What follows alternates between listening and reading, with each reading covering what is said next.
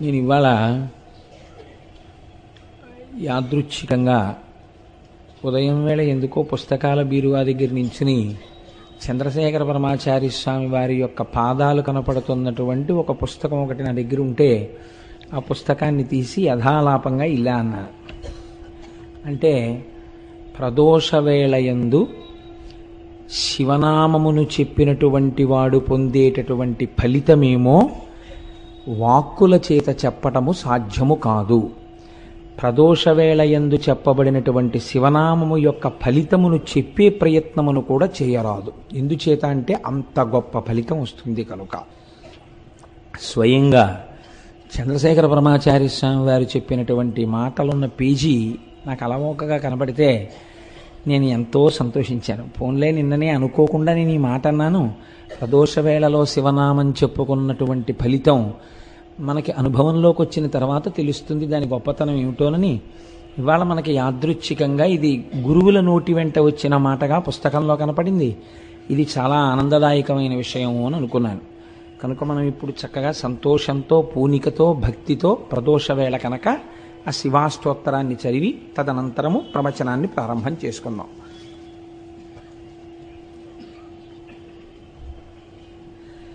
ధవళవపుషమిందోర్మండలే సన్నివిష్టం భుజగవలయహారం భస్మదిగ్ధాంగమీశం మృగయ పరశుపాణిం చారు చంద్రార్ధమౌళిం హృదయ కమల మధ్యే సంతతం చింతయామి.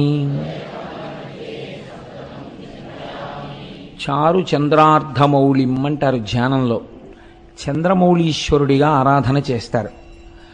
4 వర్ణముల వారు సమస్త ఫలితములను పొందడానికి చంద్రమౌళీశ్వరారాధన చేయవలెను అని శాస్త్రం విధించింది. కనుక చంద్రమౌళీశ్వరారాధన చెయ్యడం కోసమని బహుశః నా ఊహ సత్యమైతే 1,00,000 ఇళ్లల్లో ఒక్క ఇంట్లోనైనా ఉండడానికి అవకాశం లేనటువంటి ఒక అత్యద్భుతమైనటువంటి పార్వతీ పరమేశ్వరుల యొక్క రూపంతో కూడిన మూర్తిని మహాశివరాత్రి నాడు 5 పైసలు ఖర్చు లేనటువంటి అద్భుతమైన చంద్రమౌళీశ్వరారాధన మనందరం కలిసి చేసుకుందాం. దానికి మనకి అపర భగీరథుడు గోపాలకృష్ణ గారు ఉండనే ఉన్నారు.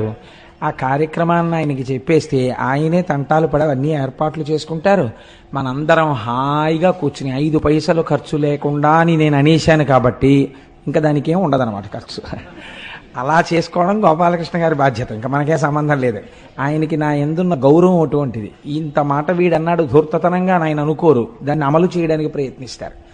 కాబట్టి మహాశివరాత్రి నాడు అటువంటి మూర్తికి మనం ఆరాధన చేద్దాం. చారు చంద్రార్ధమౌతం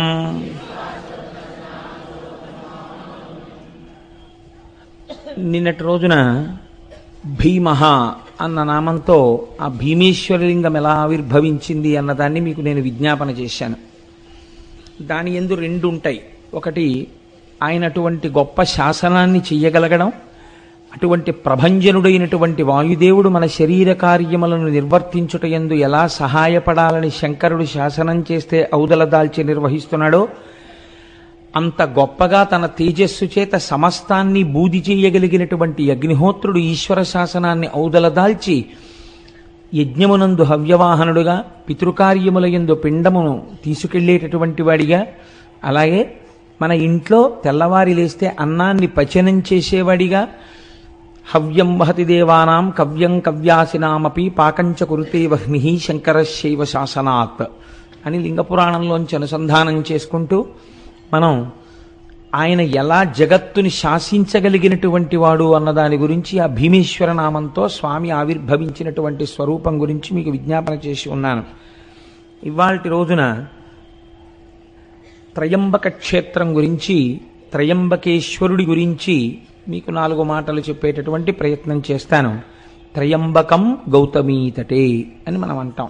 అందులో సహ్యాద్రి శీర్షే విమలే వసంతం గోదావరీ తీర పవిత్ర దేశే యద్దర్శనాత్వాతకమిషునాశం ప్రయాతితం త్రయంబకమిషమీడే అని పిలుస్తారు. ఈశ్వరా, ఓ త్రయంబకుడా, నిన్ను దర్శనము చేసినటువంటి వారిని రక్షించదవు. నిన్ను స్మరించిన వారిని, నిన్ను నమ్మిన వారిని సర్వకాలముల యందు రక్షించేటటువంటి స్వరూపం ఉన్నవాడు. మీరు ఇక్కడ ఒక విషయాన్ని జ్ఞాపకం పెట్టుకోండి. మీరు ఇప్పటి వరకు విన్నటువంటి స్వయంభూలింగముల యొక్క విశేషము ఒకలా ఉంటుంది. త్రయంబకేశ్వరుడి దగ్గరికి వచ్చేటప్పటికీ ఇది ఒక్కటి ఒకలా ఉంటుంది. నా దృష్టిలో అయితే నేను దీన్ని వేరొక రకంగా భావన చేస్తాను. అది మీతో పంచుకునే ప్రయత్నం చేస్తాను. ఈశ్వర సౌలభ్యము ఎంత గొప్పదో ఒక మహాభక్తుడి యొక్క జీవితము కూడా అంతే గొప్పది. అది పవిత్రమైనటువంటి నది వంటిది భక్తుడి యొక్క జీవితం. ఈశ్వర కథ వినడం చేత ఈశ్వరుడు ఎక్కువ ప్రీతి చెందుతాడా? ఈశ్వరుణ్ణి నమ్ముకోవడం వల్ల నిరంతరము ఈశ్వరానుసంధానముగా జీవితం గడిపేటటువంటి ఒక పరమభక్తుడి యొక్క కథని వినడం వల్ల ఈశ్వరుడు ప్రీతి చెందుతాడా అంటే, ఈశ్వరుడు కేవలము భక్తుల యొక్క కథలు వినడము చేత మాత్రమే ద్విగుణీకృతమైనటువంటి ప్రేమని ఆవిష్కరిస్తాడు. పైగా మనం ఇవాళ వినేటటువంటిది కేవలం ఒక లింగము ఆవిర్భవించినటువంటి కథ కాదు. గౌతమ మహర్షి యొక్క జీవితాన్ని, ఆయన యొక్క శీలాన్ని, ఆయన యొక్క గొప్పతనాన్ని మీరు ఒక్కసారి విహంగ వీక్షణంగా ఇందులో చూస్తారు. చూసినప్పుడు మీకు అసలు ఒక భక్తుని యొక్క జీవితము, ఒక మహాభక్తుని యొక్క చారిత్రము ఎలా ఉంటాయి అనేది మీకు బాగా అవగతమవుతుంది. మీరు చూడండి, ప్రపంచపటంలో ఉండేటటువంటి మిగిలిన దేశాలకి పేరు ప్రఖ్యాతులు ఏమైనా ఉండి ఉంటే దేనివల్ల వచ్చాయి? ఐశ్వర్యము చేత వచ్చి ఉండి ఉండవచ్చు, లేదా ఆ దేశాలలో ఉండేటటువంటి కొంతమంది విజ్ఞానులు కనిపెట్టిన కొన్ని విషయాల వల్ల వచ్చి ఉండవచ్చు. ఏదో ఈ రాకెట్ ప్రయోగించారు, లేకపోతే ఈ పెద్ద ల్యాబొరేటరీ ఉంది, లేకపోతే ఇక్కడ ఇలా బటన్ నొక్కితే ఇన్ని వేల కిలోమీటర్ల దూరంలో ఉండేటటువంటి ఒక దేశంలో ఉన్న లక్ష్యాన్ని ఛేదించగలిగినటువంటి క్షిపణి కనిపెట్టబడినదనేటటువంటి కీర్తి చేత ఆ దేశమునకు గౌరవం ఉండవచ్చు. కానీ భారతదేశము యొక్క పరిస్థితి పూర్తిగా భిన్నం.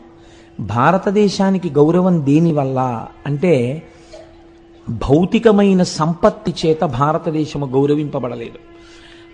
ఆ కోణంలో పరిశీలన చేస్తే అసలు భారతదేశం అంతటి ఐశ్వర్యవంతమైన దేశం మీకు ప్రపంచ పటంలో కనపడదు. ఒక్కొక్క మహారాజు గారిని చంపిన తరువాత ఒక్కొక్క కోటని కొన్ని నెలల పాటు దోచుకున్న ఐశ్వర్యం మిగిలిపోయింది. విజయనగర సామ్రాజ్య పతనం చదివితే కన్నుల నీరు కారుతుంది. 6 నెలలు దోచుకున్నారు విజయనగరం కోటని. అంత దోచుకున్నా ఇంకా ఎత్తుకెళ్ళడానికి ఐశ్వర్యం మిగిలింది. ఇక్కడి నుంచి ఎత్తుకుపోయింది కోహినూరు వజ్రం, ఇక్కడి నుంచి ఎత్తుకుపోయింది నెమలి సింహాసనం, ఇక్కడి నుంచి ఎత్తుకుపోయింది ఆయుర్వేదం, ఇక్కడి నుంచి ఎత్తుకుపోయింది అథర్వణ వేదంలో భాగాలు. అన్ని దేశాలకి ఇంకా పలకాబలపం పట్టుకోవడం రానటువంటి రోజులలో అద్భుతమైనటువంటి చారిత్రక సత్యములను కనిపెట్టినటువంటి దేశం ఈ దేశం. నాకు ఈ విషయం చెప్పినప్పుడు ఒక విషయం స్ఫురణలోకి వస్తోంది. నేను మొన్న అరుణాచలం వెళ్ళినప్పుడు విశాఖపట్నం నుంచి ఒక మెరైన్ ఇంజనీర్ సుబ్బారావు గారిని, వారి భార్య గారు, నాకు పేరు సరిగ్గా జ్ఞాపకం ఉంటే ఆవిడ పేరు భవానీ, ఆవిడ కూడా మాతో పాటుగా వచ్చారు. వచ్చినప్పుడు నేను ఏదో ఒక తపస్సమాధిలో ఉండేటటువంటి వ్యక్తి సమాధిగతుడైపోయిన, ఆయన శరీరాన్ని సమాధి చేసిన, అందులోంచి కొన్ని తరంగములు వస్తాయి అని పుస్తకాలలో ప్రతిపాదన చేశారు అన్నదానికి ఆవిడ సైన్స్ లెక్చరర్ అనుకుంటాను. ఈ మధ్య కాలంలోనే దీని మీద ఒక పుస్తకం వచ్చింది కోటేశ్వరారు. ఇది పరమ సత్యం అండి, అది ఎలా వస్తుంది అన్న దాని గురించి ఆవిడ నాకు ఆ విజ్ఞాన శాస్త్రానికి సంబంధించినటువంటి భాషలో మాట్లాడారు. నేను నిజంగా మన వాళ్ళు ఎంత గొప్పవాళ్ళంటే ఆ తల్లి ఎంత జీర్ణం చేసుకున్నారో ఆవిడ అన్నారు. బహుశः మన దేశంలో పెద్దలు ఒక మాట చెప్తే ఇది ఇలాగే ఎందుకు పాటించాలి అని ధిక్కరించి అడగడం లేదేమోనండి. పూర్వం పెద్దలు చెప్పారంటే నమ్మడమే అని అనుకుని ఉంటారు. అందుకే దాన్ని కథలుగా చెప్పారు, శాసనాలుగా చెప్పారు తప్ప వివరణలు ఇవ్వలేదు. ఈ సూత్రాల్ని ఇవాల్టి రోజున కొత్తగా కనిపెట్టబడినటువంటి విషయాలుగా విదేశాలలో చెప్పబడుతున్నాయి తప్ప ఇవి మన ఋషులు ఏనాడో దార్శనికులై చూసినవేనండి అన్నారు. నేను ఆ తల్లి యొక్క ఆ దర్శనానికి చాలా సంతోషించాను. మీరు చూడండి, మన దేశంలో కీర్తి దేని వలన వచ్చింది అంటే ఒక్క సత్యాన్ని పట్టుకొని అబద్ధం ఆడకుండా ఆడిన మాటకి నిలబడిపోయి జీవితంలో ఏవైనా పక్కన పెట్టి సత్యానికి కట్టుబడినటువంటి వాడు త్రిమూర్తులను కిందకి ఎలా దింపగలడో చూపించిన వాడు హరిశ్చంద్రుడు. భూతదయతో శిబిచక్రవర్తి దానం చేసి ఎనలేని కీర్తి ప్రతిష్టలను తీసుకొచ్చిన వాడు శిబిచక్రవర్తి. తనని తీసుకెళ్లి రాజు బంధించి కొరడాలతో కొడుతుంటే ప్రతిఘటించకుండా పరమేశ్వరుణ్ణి స్తోత్రం చేస్తే ఈశ్వరుడే వచ్చి విడిపించేటట్టుగా చేయగలిగిన ప్రజ్ఞ చూపించిన వాడు అన్నమాచార్యుల వారు. తన తలనే నరుకుతున్న శిష్యులు ప్రార్థన చేస్తే నరసింహావతారం వచ్చి శంకరాచార్యుల వారిని రక్షించినటువంటి కాపాలికుడి కథ కలిగినటువంటిది ఈ భరతభూమి. మీరు ఎన్ని రకాలుగా చూడండి, భగవంతుడి యొక్క ఉపాసనని, భగవంతుడి యొక్క శక్తిని 1కి 10 మార్లు నమ్మి ఆవిర్భవింపచేసి ఆవిష్కరింపచేసినటువంటి పుణ్యపురుషుల వల్ల ఈ దేశానికి ఇంత పేరు వచ్చింది తప్ప భౌతికమైనటువంటి సంపత్తి వల్ల పేరు రాలేదు. మనం ఎప్పుడూ ఇన్ని ఖనిజాలున్నా, ఇన్ని గనులున్నా, ఇంత తీర ప్రాంతం ఉన్నా, ఇన్ని సముద్రాలున్నా, ఇన్ని నదులున్నా పట్టించుకోకుండా నిరాడంబరంగా జీవితాన్ని గడపడానికి ఇష్టపడి భగవంతుణ్ణి చేరుకోవడం మనుష్య జన్మకి ప్రయోజనం తప్ప ఈ వనరులతో ఎంత భోగం అనుభవించవచ్చనేటటువంటి దృష్టికోణమే లేని దేశం బహుశः ప్రపంచ పటంలో ఉంటే ఒక్క భారతదేశమే. అంత గొప్ప దేశం ఈ దేశం. అందుకే ఇక్కడ భగవద్గీత పుట్టింది. ఇది కర్మభూమి. ఇక్కడ ఉపనిషత్తులు పుట్టాయి, ఇక్కడ వేదాలు పుట్టాయి. అంత క్రైస్తవ మతాధిపతి అయినటువంటి పోప్ జాన్ పాల్ II భారతదేశంలో విమానం ల్యాండ్ అయినప్పుడు ల్యాడర్ మించి మెట్లు కిందకి దిగి భరతమాత మీద కాలు పెట్టకుండా మోకాళ్ల మీద వంగి ఈ దేశపు నేలని ముద్దు పెట్టుకొని భగవద్గీత పుట్టిన చోట, వేదాలు పుట్టిన చోట, ఉపనిషత్తులు పుట్టిన చోట లెక్క పెట్టడానికి వీలు లేనంత మంది మహాపురుషులు పుట్టి నాదోపాసనతో, వేదోపాసనతో, భక్త్యోపాసనతో, కర్మోపాసనతో ఈశ్వరుణ్ణి 1కి 10 మార్లు సాక్షాత్కరింపచేసినటువంటి భూమిని నా పాదంతో తాకడానికి నా మనసు ఒప్పలేదు, నాకు అర్హత లేదు, ముద్దాడి దిగుతున్నానని కాలు పెట్టాడు ఒక విదేశీ. ఈ జాతి ప్రతిష్ట ఎంత గొప్పదో దాన్ని మీరు ఆలోచించండి. అటువంటి జాతికి మనం వారసులం. అటువంటి పుణ్యభూమి మీద కాలు పెట్టి తిరుగాడుతున్నటువంటి అదృష్టవంతులం. విశేషించి ఆంధ్రదేశంలో ఉన్నవాడు ఒక్క రాత్రి నిద్రపోతే శ్రీశైలం వెళ్ళిపోతాడు. ఒక్క రాత్రి రైల్లో పడుకుంటే తెల్లవారేటప్పటికి వెంకటాచలం వెళ్ళిపోతాడు. ఎటైనా వెళ్ళగలడు. అనేకమైనటువంటి పుణ్యనదులతో త్రిలింగ దేశంలో మనం ఉంటున్నాం. మనంతటి భాగ్యవంతులు వేరొకరు ఉండరు. ఎన్ని జన్మల పుణ్యమో భౌతిక సంపత్తితో, అర్థం పర్థం లేని సుఖభావనతో, ఎప్పుడూ అనేక రకాలైనటువంటి కామ సంబంధమైనటువంటి విషయాలతో కొట్టుకుపోయేటటువంటి సంస్కృతి యందు పుట్టకుండా ప్రపంచపటంలో తెల్లవారి లేస్తే భగవన్మయంగా జీవితం గడిపేటటువంటి జీవగడ్డ యందు మనం పుట్టేటట్టుగా అనుగ్రహించినటువంటి ఈశ్వరుడికి మనం ఎన్ని ప్రణతులిడాలి. నేను ఇవాళ ఎందుకు ఈ ఉపోద్ఘాతం మీతో విజ్ఞాపన చేయవలసి వచ్చిందంటే, మీరిప్పుడు వినబోయేటటువంటి త్రయంబకేశ్వర లింగం అటువంటిది. మీరు ఆ శివలింగము గొప్పదా, గౌతముడు గొప్పవాడా అని మీరు విచారణ చేస్తే, ఒకలా ఆలోచించి చూస్తే ఇక్కడ మాత్రం గౌతముడే గొప్పవాడు. ఇది అందుకే మిగిలినటువంటి లింగముల దగ్గర ఒక్క లింగం ఆవిర్భవించింది, 2 లింగములు ఆవిర్భవించాయి. త్రయంబకం విషయంలో అలా కాదు. ఒక నది ఆవిర్భవించింది, ఒక శివలింగం ఆవిర్భవించింది. మనం తెల్లవారి లేస్తే ఏ నదీ జలాలు తాగి బతుకుతున్నామో ఆ నదిని తీసుకొచ్చిన మహాపురుషుడి చరిత్ర ఇవాళ రాబోతోంది. మనం భవతి అంటారు సంస్కృతంలో. భవతి అంటే ఉన్నాను. ఇవాళ మనందరం భవతి ఉన్నాము అంటే దానికి కారణం ఎవరో తెలుసా అండి? గౌతమ మహర్షి. ఆయన తెచ్చిన గోదావరి నీళ్లే కదండి మనం తాగుతున్నాం. అటువంటి మహాపురుషుడి యొక్క చరిత్ర ఇవాళ మనం వినబోతున్నాం. దీనికి ఈశ్వరుడు నిజంగా ఎంత సంతోషాన్ని పొందుతాడో చూడండి. వీళ్ళు కృతజ్ఞతాభావంతో వింటున్నారని ఆనందిస్తాడు. ఇప్పుడు మీరు ఆ కోణంలో నేను ఎందుకు ఈ విషయాన్ని మీకు విజ్ఞాపన చేశానంటే, ఇప్పుడు నేను చెప్పబోయేటటువంటి విశేషాన్ని మీరు ఆ కోణంలో పరిశీలన చేస్తే, ఎందుకు ఈ మాట అన్నారు?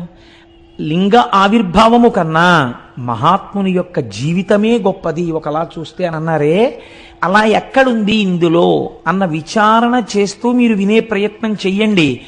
అది మీ జీవితానికి కూడా ఎంత గొప్ప కొత్త కోణాన్ని తొడుగుతుందో ఆలోచించండి. దీన్ని ప్రారంభం చేస్తూ ఆ శివమహాపురాణంలో ఒక మాట చెప్తారు. మునికులమందు గౌతముడమోఘ తపో విభవాజ్యుడై భృశంబనిశము శంభులింగనియ అనిశము శంభులింగ నియతార్చన సల్పుచు పత్నితో వసించను హరువొప్ప బ్రహ్మగిరి చేరువనొక్క వనస్థలంబునన్ అనువుగ శిష్యకోటి తన ఎండ పఠింపగ న్యాయశాస్త్రముల్. గౌతముడు చాలా గొప్ప మహర్షి. ఆయన గురించి ఎంత చెప్పినా తక్కువే. అటువంటి గౌతమ మహర్షి తన శిష్యులతో కలిసి ప్రతిరోజు శంభులింగారాధనమును చేస్తున్నాడు. ఆ లింగమునకు ఆయన ఏమని పేరెట్టుకున్నాడో చూడండి. శంభులింగాన్ని నేను ఆరాధన చేస్తున్నాను అన్నాడు. ఇది పూర్వకాలంలో మీరు ఒక 50 పేర్లు చూస్తే 51వ పేరు ఇది ఉండేది, శంభులింగం అని. అసలు ఈ పేరే కనుమరుగైపోయింది. వెర్రి వెర్రి పేర్లు, విచిత్రమైన పేర్లు. కలియుగం కదండి, నామస్మరణ జరగడానికి కూడా అవకాశం లేని రీతిలో కట్టడి చేస్తున్నాడు కలిపురుషుడు. కాబట్టి ఇన్ని పిచ్చి పేర్లు, అర్థం ఉండదు అసలు ఆ పిచ్చికి. ఒక్కటి ఈశ్వర సంబంధంతో లేవు.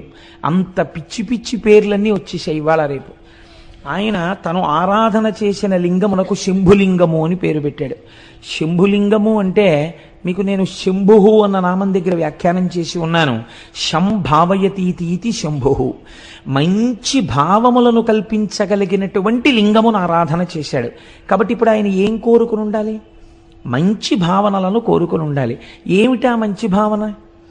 అటువంటి మహర్షి కోరుకునేది ఒక్కటే భావన, లోకమంతటినీ లోకేశ్వరుడిగా చూడడం, విశ్వాన్ని విశ్వేశ్వరుడిగా చూడడం. ఇదే ఆయన కోరుకున్నది కదండి. కాబట్టి ఇప్పుడు అలా శంభులింగాన్ని ఆరాధన చేస్తూ దానితో పాటు ఏం చేశాడు? చాలామంది శిష్యులు ఆయనని అనుగమించి ఉండేవారు. వాళ్ళందరికీ అనేకమైనటువంటి శాస్త్రములను బోధ చేస్తూ బ్రహ్మగిరి అనబడేటటువంటి ఒక పర్వత శిఖరము యొక్క పాదమూలమునందు ఆశ్రమమును నిర్మాణము చేసుకుని ఆ శంభులింగారాధన చేస్తూ పరమ పవిత్రమై యజ్ఞవేది ఎందున్నటువంటి అగ్నిహోత్రం ఎంత పవిత్రమో అంత పవిత్రమైనటువంటి జీవితాన్ని ఆయన గడుపుతున్నాడు. ఇలా గడుపుతుండగా అంతకొండొక కాలంబునందు పొడమికడు అనావృష్టి పొదలని ఎక్కడలగాని త్రావ నీళ్లులు కరువయ్యే గ్రాసం అసలే శూన్యమయ్యను దశలనే చోటనేని. ఇలా నడుస్తుండగా కొంతకాలానికి భయంకరమైనటువంటి క్షామం వచ్చింది. ఆ క్షామమునకు కారణం ఏమిటి? అనావృష్టి. వర్షాలు పడలేదు. వర్షాలు పడకపోతే ఎక్కడా నీరు లేదు. నీరు చాలా గొప్పదండి శాస్త్రంలో. ఎందుచేతనో తెలుసా అండి? మీకు నీరు లేకపోతే మొట్టమొదట పాడైపోయేది ఇది అంటే ధర్మము లోపించిపోతుంది. నీటికి ఒక రకమైనటువంటి ప్రయారిటీ ఉంటుంది. మీరు చూడండి, నేను హైదరాబాద్లో ఒక 7-8 సంవత్సరాల క్రితం మా తమ్ముడింటికి వెళ్ళాను. వాడప్పుడు ఆ విద్యానగర్ ఏరియాలో ఎక్కడో నల్లకుంట ఏరియాలో ఉండేవాడు. సాయంకాలం స్నానం చేసి నేనేదో సంధ్యావందనం చేసుకుందామని స్నానం చేయబోతుంటే వాడు అన్నాడు, అన్నయ్య నువ్వేమనుకోకు, ఇక్కడ 2 పూట్ల స్నానం చేయడం కుదరదన్నయ్య, అతి కష్టం మీద నీళ్లు తెచ్చుకుంటాం. ఇక్కడ నువ్వేదో పవిత్రోవా సర్వావస్థాంగతోపివా యస్మరేత్ పుండరీకాక్షం స్వాహ్యాభ్యంతర శుచి పుండరీకాక్ష పుండరీకాక్ష పుండరీకాక్ష అనుకుని సంధ్యావందనం చేసుకోన్నాడు. ఇప్పుడు ఏమైంది? స్నానము లోపించింది. ఇంకా నీరుకు కొదవచ్చింది అనుకోండి, అర్ఘ్యం ఇవ్వడానికి కూడా మనం ఇబ్బంది పడిపోతాం. కొన్ని నీళ్లు అర్ఘ్యం ఇచ్చేస్తే గుక్కెడి నీళ్లు తాగడానికి తగ్గిపోతాయని సంధ్యావందనాలు కూడా పోతాయి. ధర్మలోపము దేని వలన ప్రారంభమవుతుంది అంటే నీరు తక్కువైపోవడం వల్ల ధర్మలోపం ప్రారంభమైపోతుంది. కాబట్టి నీరు ఈ లోకాన్ని నిలబెట్టడం, మనిషిని నిలబెట్టడం రెండింటినీ నీరు చేస్తుంది. కాబట్టి నీరు చాలా గొప్పది. అటువంటి నీరు ఎందుకు ఉండదు?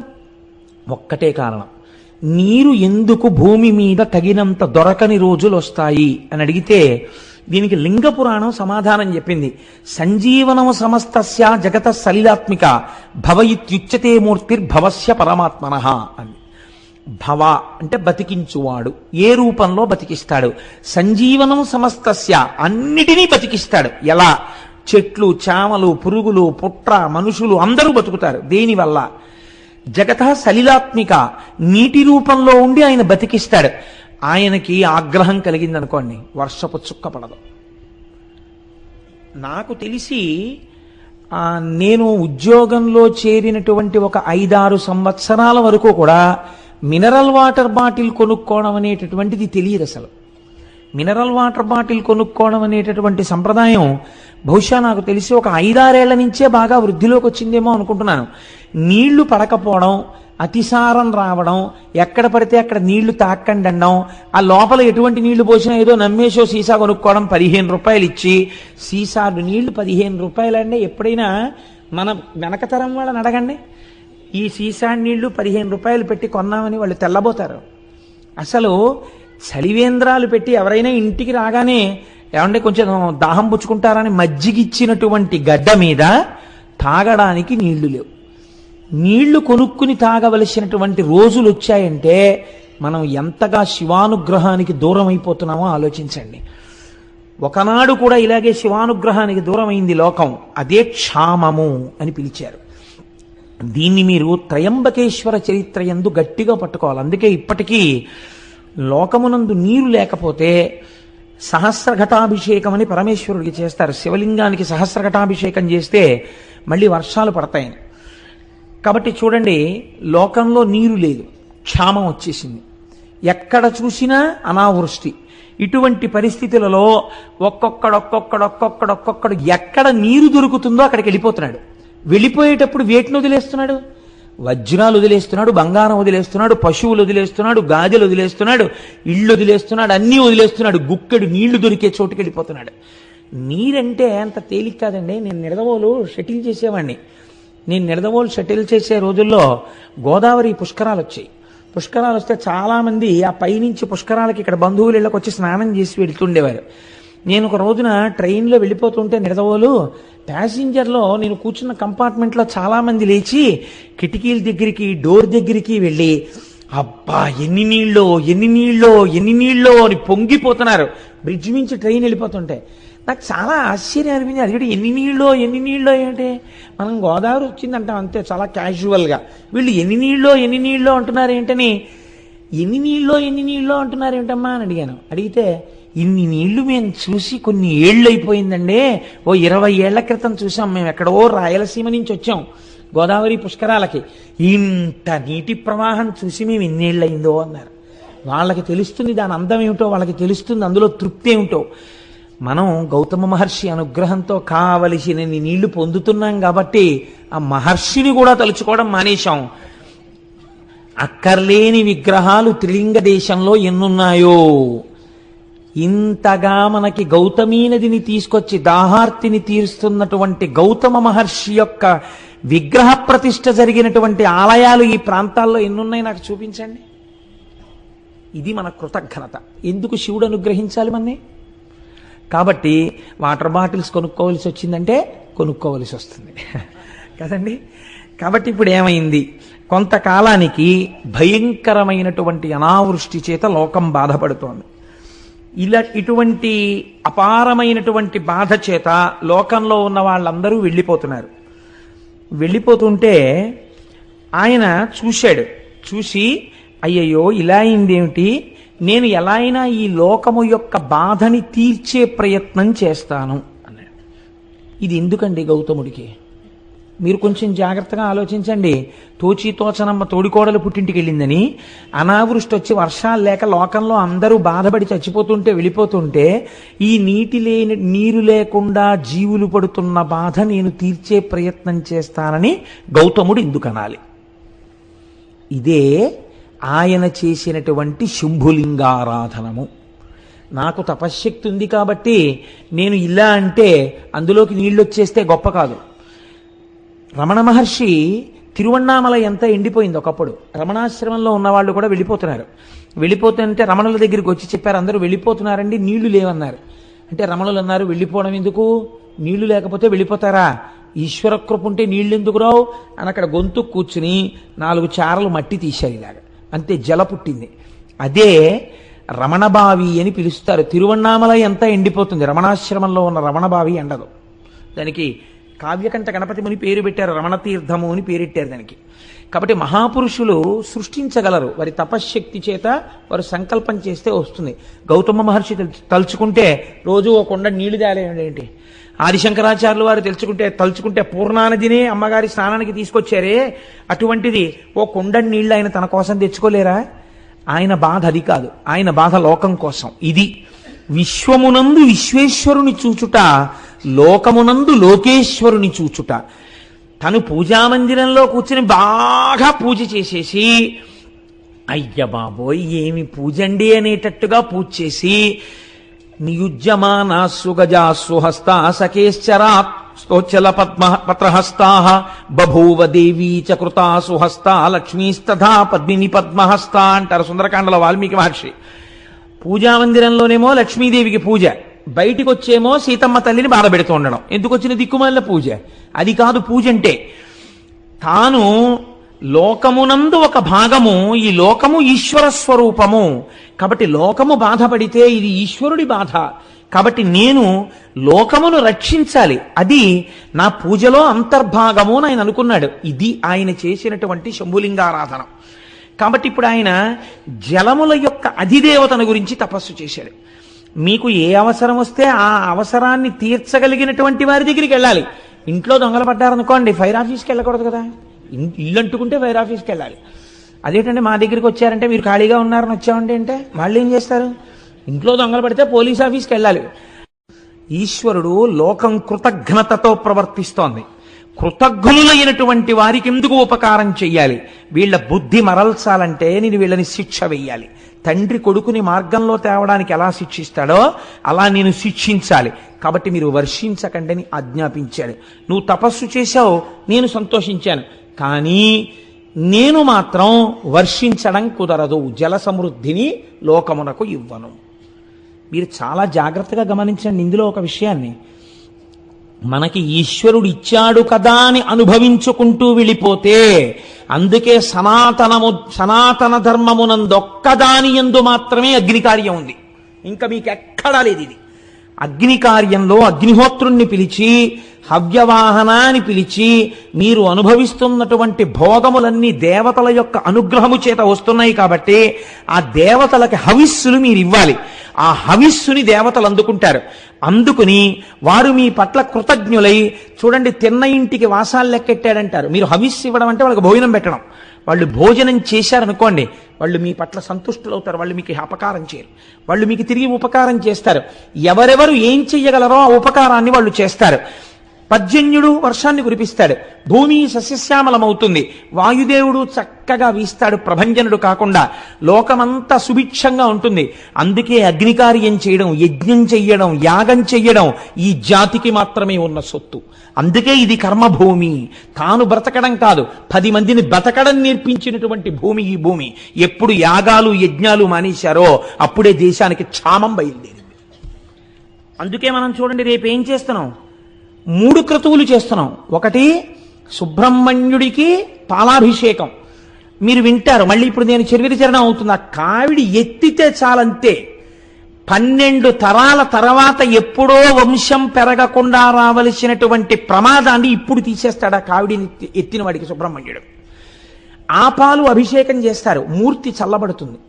మూర్తి చల్లబడగానే ఎంతమంది ఆ అభిషేకాన్ని చూస్తూ శబ్దం వింటారో అభిషేక మంత్రాలని, వాళ్ళందరి కోరికలు సిద్ధిస్తాయి.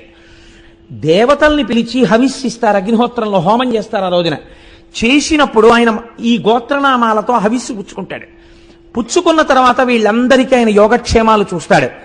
సాయంకాలం కళ్యాణం జరుగుతుంది. ఇందులో అందరూ పాల్గొనలేకపోయారు, మరి వాళ్ళ పరిస్థితి ఏమిటి? అందుకే సాయంత్రం కళ్యాణం చేసి అందరూ చూస్తుండగా కళ్యాణం చేసి కళ్యాణపు అక్షతలు అందరి మీద వేస్తారు. కాబట్టి ఇంతమందిని కూర్చోబెట్టడం కష్టం కాబట్టి కొంతమందిని కూర్చోబెడతారు, కానీ ఫలితం మాత్రం అందరికీ వచ్చేటట్టు ప్రయత్నం చేస్తారు. కానీ ఖచ్చితంగా అందు పాల్గొంటున్న వాళ్ళ యొక్క యశము ద్విగుణీకృతముగా ఉంటుందన్నది మాత్రం శాస్త్రవాక్కు. అందులో ఏమీ సందేహం లేదు. నేను నిస్సందేహంగా చెప్తున్నాను, 200 మంది భాగ్యవంతులే. ఏదో సుబ్రహ్మణ్యానుగ్రహం లేకుండా అంతఃక్రతువులో పాల్గొనడం కుదరదు. కాబట్టి చూడండి, ఇప్పుడు ఆయన నేను వర్షమును కురిపించలేను, కానీ నీకొక్క ఉపకారం చేస్తాను. ఏమిటో తెలుసా? ఎవడి భయం వల్ల ఈ వాయువు వీస్తోందో, ఎవడి భయం వల్ల ఈ సముద్రుడు దాటి భూమి మీదకి రాడో, ఎవరి భయం వల్ల అగ్నిహోత్రం ఉపకారం చేసి వంట చేస్తోందో, వాడి భయం వల్లే నేను కూడా నీటిని తేలేను. కానీ నువ్వింత తపస్సు చేశావు, నువ్వు నన్ను అడిగావు నీరు కావాలి అని. లోకమునకంతటికీ నీరు నేను ఇవ్వలేను, అలా ఇస్తే ఈశ్వర శాసనోల్లంఘనం జరుగుతుంది, నీకిస్తాను నీరు. ఎలా ఇస్తానో తెలుసా? నీకొకలా ఇస్తాను. కావున నేను వృష్టికెటు గర్తను కాగల, ఒక్క గర్తమున్నీవిక త్రవ్వికొన్మ అచట నీరము నించెద, జానుదగ్నమచ్చో వివిధౌషధీతతి బ్రను ఫల ద్రుమ కరంబదమున్ ముదంబు ఆవహిలంగ కూర్చికొనుము అరకయుండు జలంబులెప్పుడు. నా మీద పెట్టకు నీళ్లు తెమ్మని, నువ్వు ఒక చిన్న గుండం తవ్వు, నేనేం చేస్తానో తెలుసా? అందులో నీళ్లు పోస్తాను. అప్పుడు నన్ను పరమశివుడు అడగలేడు, ఎందుకు ఇచ్చావు నీళ్లు నేను వద్దంటే అనలేడు. గౌతముడు మహానుభావుడు, తెల్లవారి నీలింగార్చనే చేస్తున్నాడు కాబట్టి ఆయన అంత తపస్సు చేశాడు. ఆయనకి మాత్రం ఒక కుండంలో నీళ్లు పోశారని చెప్తాను. నువ్వు ఎంత కుండం తీయగలవో అంత కుండం తీ, నేను అందులోకి నీరు పోస్తాను. ఒక్క వరం ఇస్తాను, ఏమిటో తెలుసా? కుండం ఆరదు, అందులో ఎప్పుడు నీళ్లుంటాయి. ఇప్పుడు నువ్వేం చేస్తావో తెలుసా? నా మీద పెట్టకు, లోకాన్ని బతికిస్తానంటున్నావు కదా, నువ్వు మీ ఆవిడ కలిసి ఈ నీళ్ళన్నీ పట్టుకెళ్ళి ఎన్ని ఎకరాలకు పోయగలరో అన్నింటికి పోసుకోండి, ఎన్ని పంటలు పండించుకోగలరో పండించుకోండి, ఎంతమందికి అన్నం పెట్టగలరో పెట్టుకోండి. తడి ఉంటే కదా పంటలు పండుతాయి, తడు ఉంటే కదా దాహం తీరుతుంది. ఇందులో నీరు తరిగిపోకుండా నేను చూస్తా. ఈ నీటిని తోడి అన్ని ఎకరాల పంట పండించేంతమందికి అన్నం నువ్వు పెట్టుకుంటావా? పెట్టుకో అన్నాడు. ఇప్పుడు ఏమనాలండి గౌతముడు? బాబా ఎందుకు వచ్చింది రండి, నేను మా ఆవిడ కలిసి ఇంట్లో పని పాడు అన్ని మానేసుకుని తపస్సు మానేసి ఎకరాలకు ఎకరాలేమో ఈ నీళ్ళన్నీ పట్టుకెళ్ళి కుండలతో పోసి ఇవన్నీ సాగు చేసి చక్కగా అన్ని తయారు చేసి రోజు వంట చేసి పెట్ట, వీళ్ళు వచ్చి తినా, ఎందుకు వచ్చిన ప్రారంభం, పోన్లేవా నువ్వు వర్షం కురిపించు, ఎప్పుడు పడితే అప్పుడే పడుతుంది వెళ్ళిరా అన్నారు. ఆయన అన్నాడు, ఇంతకన్నా అదృష్టం ఎక్కడుంటుంది? నేను అనుకున్నాను లోకానికి జలవృష్టిని ఇప్పిద్దాం అనుకున్నాను, నువ్వేమన్నావు? కుండంలో నీరు పోస్తాను, పంట నువ్వు పండించి పెట్టన్నావు. ఎంత అదృష్టవంతున్నయ్యా, ఇంతమందికి అన్నం పెట్టే అదృష్టం దొరికితే ఇంతకన్నా నాకేం భాగ్యం కావాలి? తప్పకుండా అన్నాడు. ఇది వింటుంటే నాకు ఒక విషయం జ్ఞాపకానికి వస్తుంది.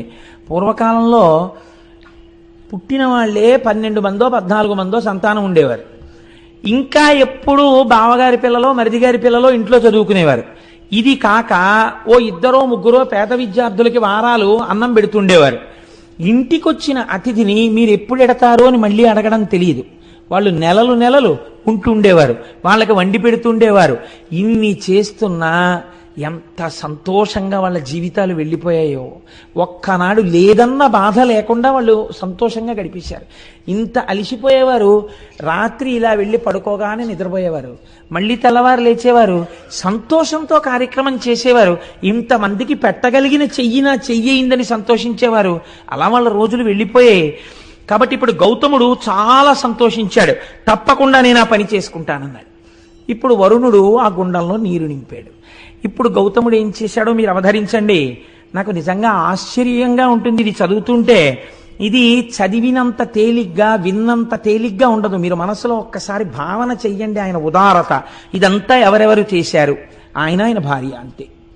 అహల్య ఎవరో తెలుసా అండి? బ్రహ్మగారికి ఓ కోరిక పుట్టింది. ఇప్పటి వరకు ప్రపంచంలో పుట్టనంత సౌందర్య రాసిన ఒక దాన్ని నేను సృష్టిస్తే ఆవిడే అహల్య. ఇంద్రుడంతటి వాడు మోహపడ్డాడు ఆవిడ కోసం.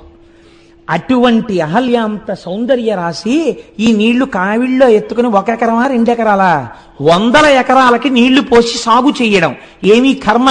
వాళ్ళు అనుకున్నారు ఇలా ముక్కు మూసుకుని తపస్సు చేయడం కాదు, లోకాన్ని బతికించడం జీవితం అన్నారు. ఇక్కడే మీకు ఒక తేడా వస్తుంది.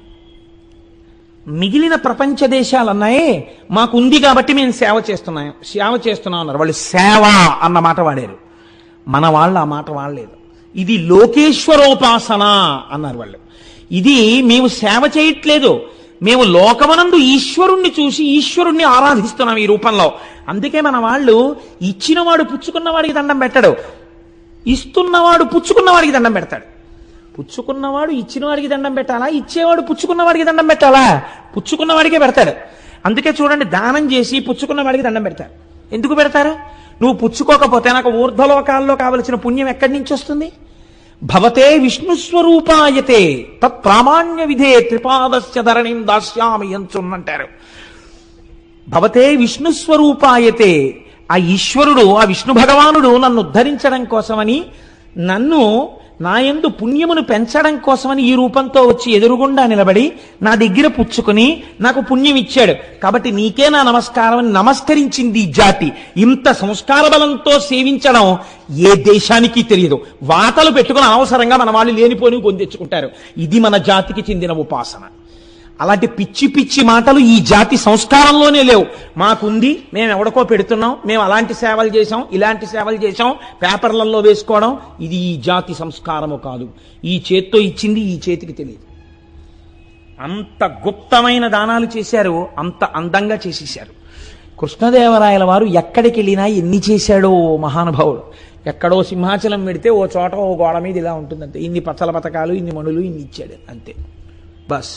ఇంకెక్కడా కనపడదు. ఇంత మిట్టు గుళ్ళో కట్టిస్తే కీర్తిశేషులు ఫలానా వాడి ఫలానా ఆవిడ యొక్క కుమారుడైన ఫలానా వాడు అదేంటి మళ్ళీ బ్రాకెట్లో వీడు ఎప్పుడో 20 ఏళ్ల క్రితం చేశాడు దిక్కుమాలిన ఉద్యోగం ఒకటి, రిటైర్డ్ సో అండ్ సో, ఈ మెట్టును బహూకరించినారు అని వీడి పేరు కొన్ని వేల మంది తొక్కుతూ ఉండాలి. ఎంత కీర్తి కండుతో! అది ఈ జాతికి ఉన్నటువంటి దురద కాదు. గుప్తంగా దానం చేయడం ఈశ్వరోపాసనగా లోకాన్ని సేవించడం. కాబట్టి ఇప్పుడు గౌతముడు ఏం చేశాడు? అనిరళఘన సుగంధాఢ్యమరవి అరంద విష్యంద సుందర కుసుమ కుంద కుటజ మందార మాధవి మాలతి వకుళ చంపక కరవీర కేతకుల తతుల పరిపక్వ ఫల రాజి భాసుర సహకార దాడిమ ద్రాక్ష బదురుల పంక్తి ఫనస ఖర్జూర శ్రీఫల జంబు జంబీర లికుచ బీజాపూర నికురములను మిండుగా బండి చెన్నార మీరు వ్రీహి యవతి లాఢక చనక్రపి యంగుమాష రాజమాష మసుర ముద్గ రాజియాన నాళ గోధూమ తితతి ఘనముదనరే దోస వంగ అరటి దొండ కాకర పొట్ల సొర బీర చిక్కుడు ఉసిరిక వెలగ కరివేప ఆవయు మరిచ మార్ధ్రకమును బెండ గుమ్మడియును పెండలము కంద చేమయు చిలకండ నామాత్రము కామ్రములు నారింజక జీరము చిర్రి పొన్నగంటియు బుద్ధి పులిచింత తింత్రిని గోగు జీవంతియు రేగు మునగ ములక మిరపకయు జుశ్రకాకినులు బత్సలియును చెమ్మయున్ బడమ మయును నాగ వల్లి లతలను క్రమములుగా వంగతతులు నారికడము లేలలు బలు తీరులలరే. ఎన్ని పండించాడో చూడండి. ఆయన పెద్ద తోటలేశాట, ఎన్ని 100 ఎకరాలు వేశాడో. ఆయన భార్య కలిసి నీళ్లు పట్టుకెళ్ళి సేద్యం చేసి ఇవన్నీ పండించారు. ఎంత లిస్ట్ ఇచ్చాడో మహానుభావుడు. పువ్వులు కూడా పెంచారు వాళ్ళు. అయ్యయ్యో, 5వ తనానికి చిహ్నం కదా, పువ్వులు ముడుచుకోవాలి, ఇంటికి వచ్చినటువంటి ఆడబడుచుకి పువ్వులు ఇవ్వాలి, అందుకని పువ్వులు ఉండాలి, పూజ చేసుకుంటే పువ్వులు ఉండాలి. అందుకని మందార మాధవి మాలతి వకుళ చంపక కరవీర కేత కుల తతుల పరిపక్వ ఫలరాజి భాసుర సహకార దాడిమ ద్రాక్ష బదరుల పంక్తి పనస ఖర్జూర శ్రీఫల జంబు జంబీర, ఇన్ని పళ్ళు ఇన్ని పువ్వులు, ఇవి చాలవన్నట్టు భోజనం కోసం వచ్చినటువంటి వాళ్ళకి అసలే క్షామం కదండి. ఏదో పప్పు ఓ కూర ఓ పచ్చడి ఓ పులుసుతో సరిపెట్టుకోండి అనకుండా దోస వంగ అరటి దొండ కాకర పొట్ల సొర బీర చిక్కుడు ఉసిరిక వెలగ కరివేప ఆవయు మరిచ మార్ధ్రకమును బెండ గుమ్మడియును పెండలంబు కంద చేమయు చిలకడము నామ్రతకామ్రమములు నారింజ జీరకము చిర్రి పొన్నగంటియు బొద్ది పులిచింత తింత్రిని గోగు జీవంతియు రేగు మునగ ములక మిరపయు. ఓరి నాయనో, ఇన్ని పంటలు పండించాడు ఆయన. ఇన్ని పంటలు పండించి అదో పెద్ద రైతు బజారు, అదో పెద్ద పుష్పవాటిక. ఇవన్నీ ఏం చేసేవాడు అంటే, తెల్లవారేటప్పటికి కుండల్లో పోసి ఈ వరుణగుండంలోంచి నీళ్లు తీసుకొచ్చి బోలెడంతంత అన్నరాసులు వండేవారు ఇద్దరూ కలిసి. ఎన్ని కూరలో వండేవారు. ఇప్పుడు ఏమైంది? అందరికీ తెలిసింది. అక్కడ వరుణగుండం ఉందిట, అందులో నీళ్ళెట్టుకెళ్ళి వండుకోండమ్మా అనర్త. ఏం చేస్తారో తెలుసా? అహల్య గౌతముడు పొయ్యూది వండుతారట. ఆయన తపస్సు అటువంటిది. అగ్నిహోత్రుడు అలా పనిచేశాడు ఆయన దగ్గర. హాయిగా వండుతారట. మీరు సంధ్యావందనం చేసుకుని పూజ చేసుకుని రండి, భోజనాలు వడ్డించేస్తామంటారట. మధ్యాహ్నం మనం వెళ్ళేటప్పటికి ఎన్ని వేల మందికైనా వడ్డన చేసేస్తారట. కాబట్టి ఇప్పుడు ఏమైంది? రాను రాను రాను రాను రాను రాను ఆ ఆశ్రమానికి క్షామంలో అసలు దొరకడమే కష్టం. అంటే ఉచిత భోజన పథకం ఏమీ బాధ లేదు, దానికేం కార్డు ఉండక్కర్లేదు, అక్కడికి వెళ్ళిపోతే చాలు పెట్టేస్తారు. కాబట్టి ఇప్పుడు వీళ్ళందరూ ఏం చేశారు అంటే, వీళ్ళందరూ గౌతమ మహర్షి ఆశ్రమానికి వెళ్ళి చక్కగా ఆ పెట్టినటువంటి పదార్థాలన్నింటినీ తినడం ప్రారంభం చేశారు. పోనీ అక్కడతో వాళ్ళు తృప్తి పడి తిని వెళ్ళిపోతున్నారని మీరు అనుకుంటున్నారా? అంటే స్వార్థ చింతన అన్నది లోకంలో ఎలా ఉంటుందో చూడండి. ఇందులో మళ్ళీ గౌతమ మహర్షి పెడితే తినేవాళ్ళే ఇందరూ. ఒక్కడికి ఇందులో ఏం గొప్పతనంతో తను సొంతంగా ఆ సోలడు అన్నం వండగలిగినటువంటి వాడు లేడు, చుక్క నీళ్లు తాగలిగిన వాడు లేడు. కానీ ఈ కీర్తిలో వాటాలు కావాలి.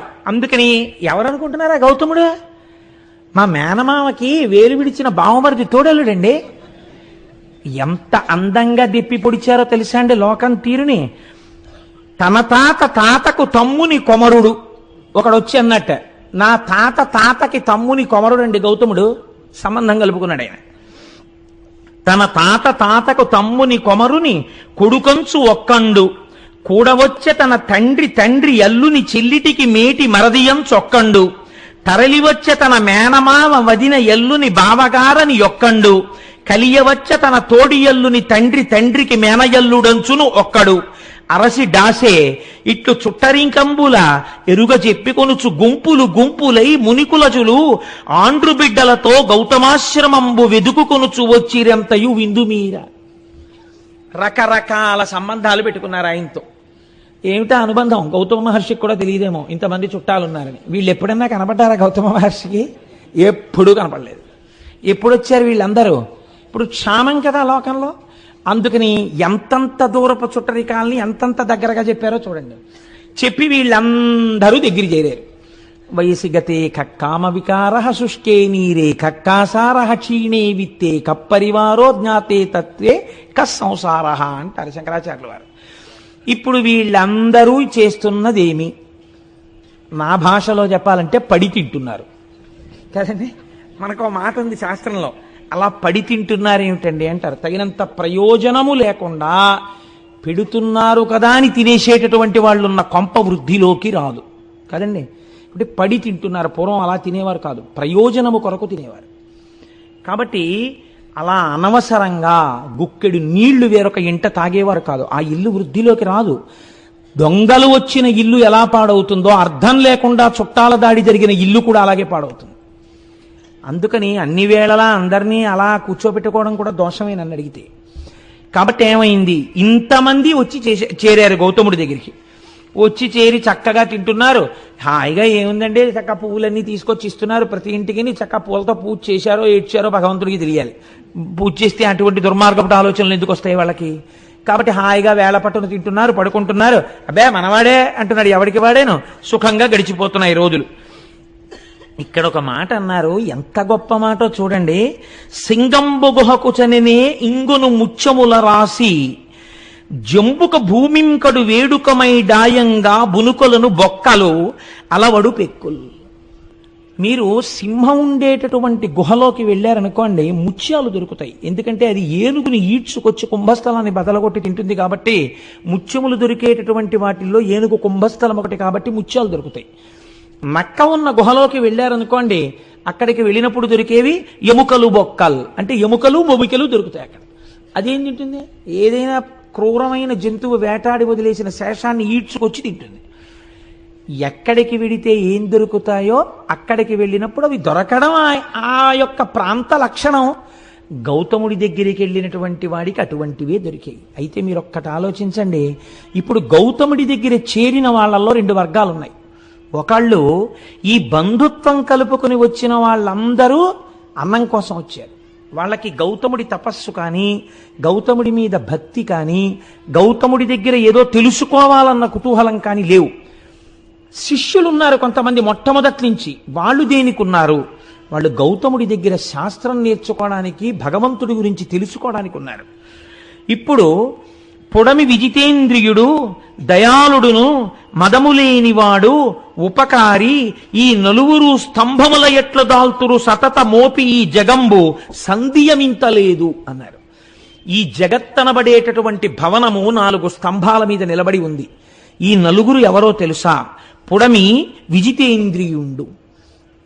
ఇంద్రియములను గెలిచినటువంటి మహాపురుషుడు ఎక్కడో ఒక్కడుంటాడు, ఒక చంద్రశేఖర పరమాచార్య స్వామి వంటి వారు.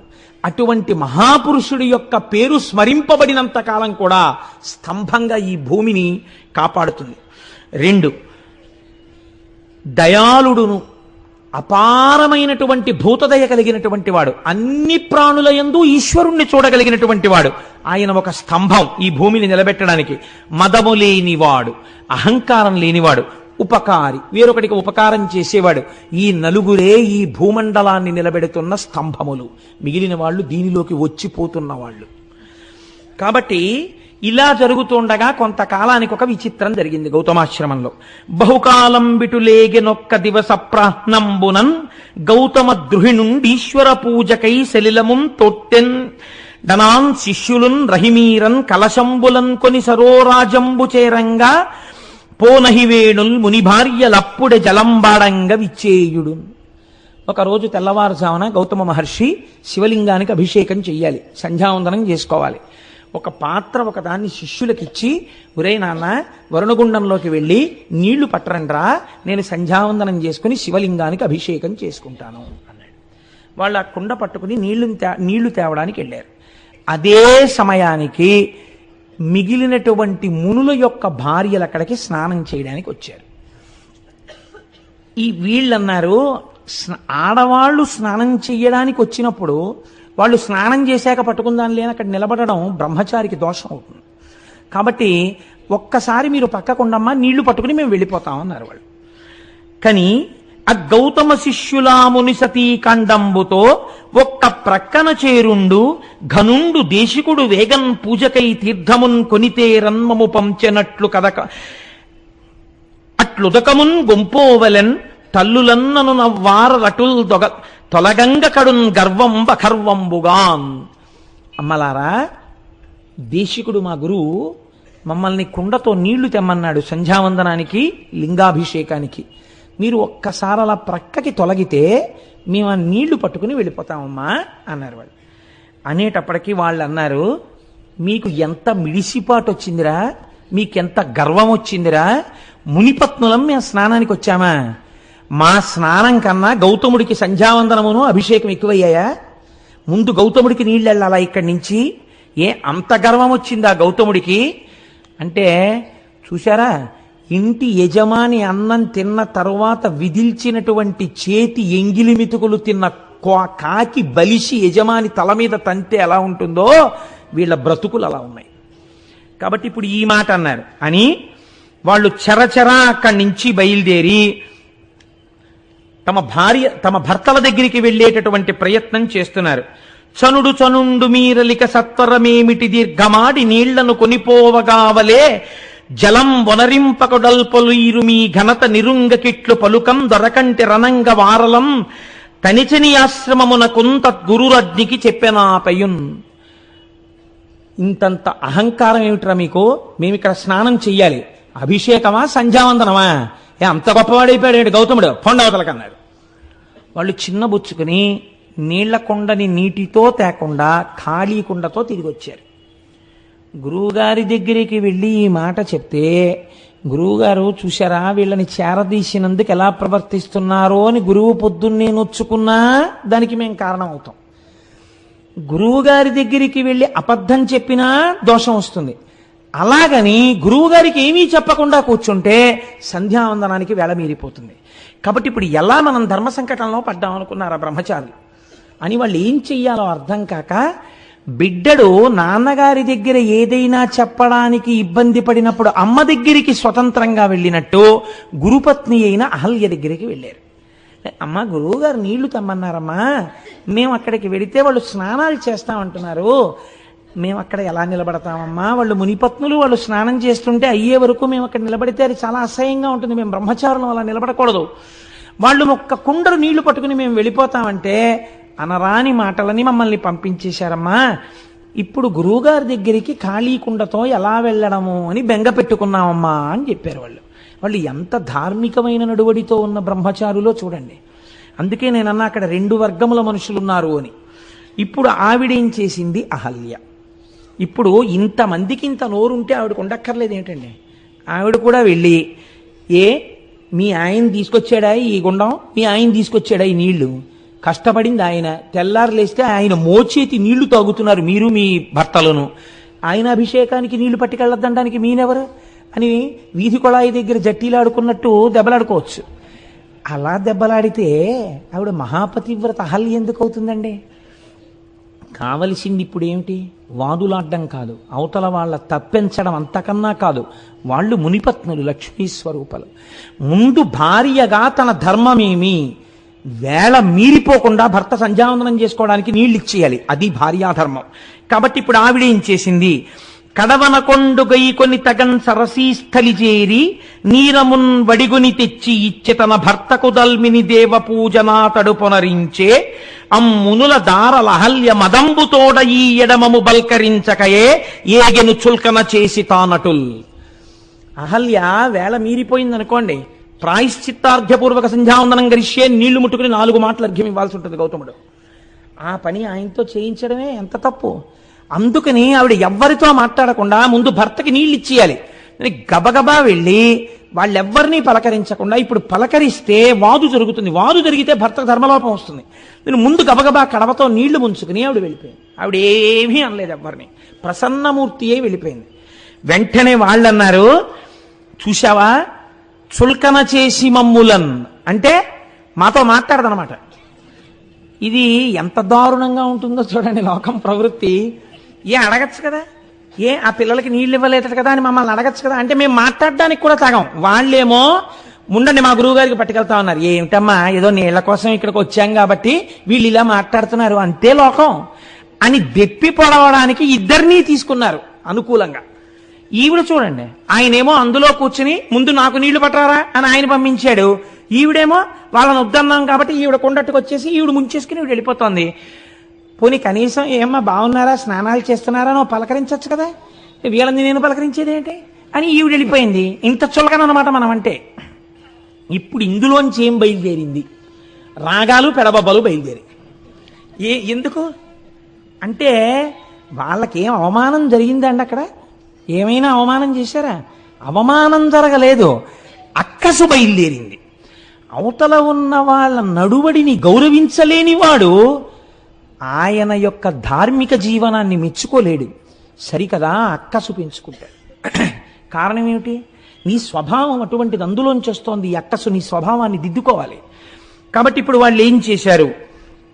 గబగబా వెళ్ళి, పోవునుగాక ఈ పొగరు పోడిమియూడగ చెయ్యకుందుమే దేవికి ఇంత ఎల్లిదమే దేబెలమా మగలంత ఇంతతో పో విడువారమే ఎనుచు పోయి స్వభర్తల సన్నిధానమందా విధమెల్ల మార్చి కడు అల్కజినింపగ చిప్పిరేడ్చుచున్. వాళ్ళందరూ ఏం చేశారంటే ఎంత గొప్ప మాట వేశారో చూడండి ఈ రచన యందు. మా మొగుళ్ళు దేవిరి కొట్టువాళ్ళ అన్నారు వాళ్ళు.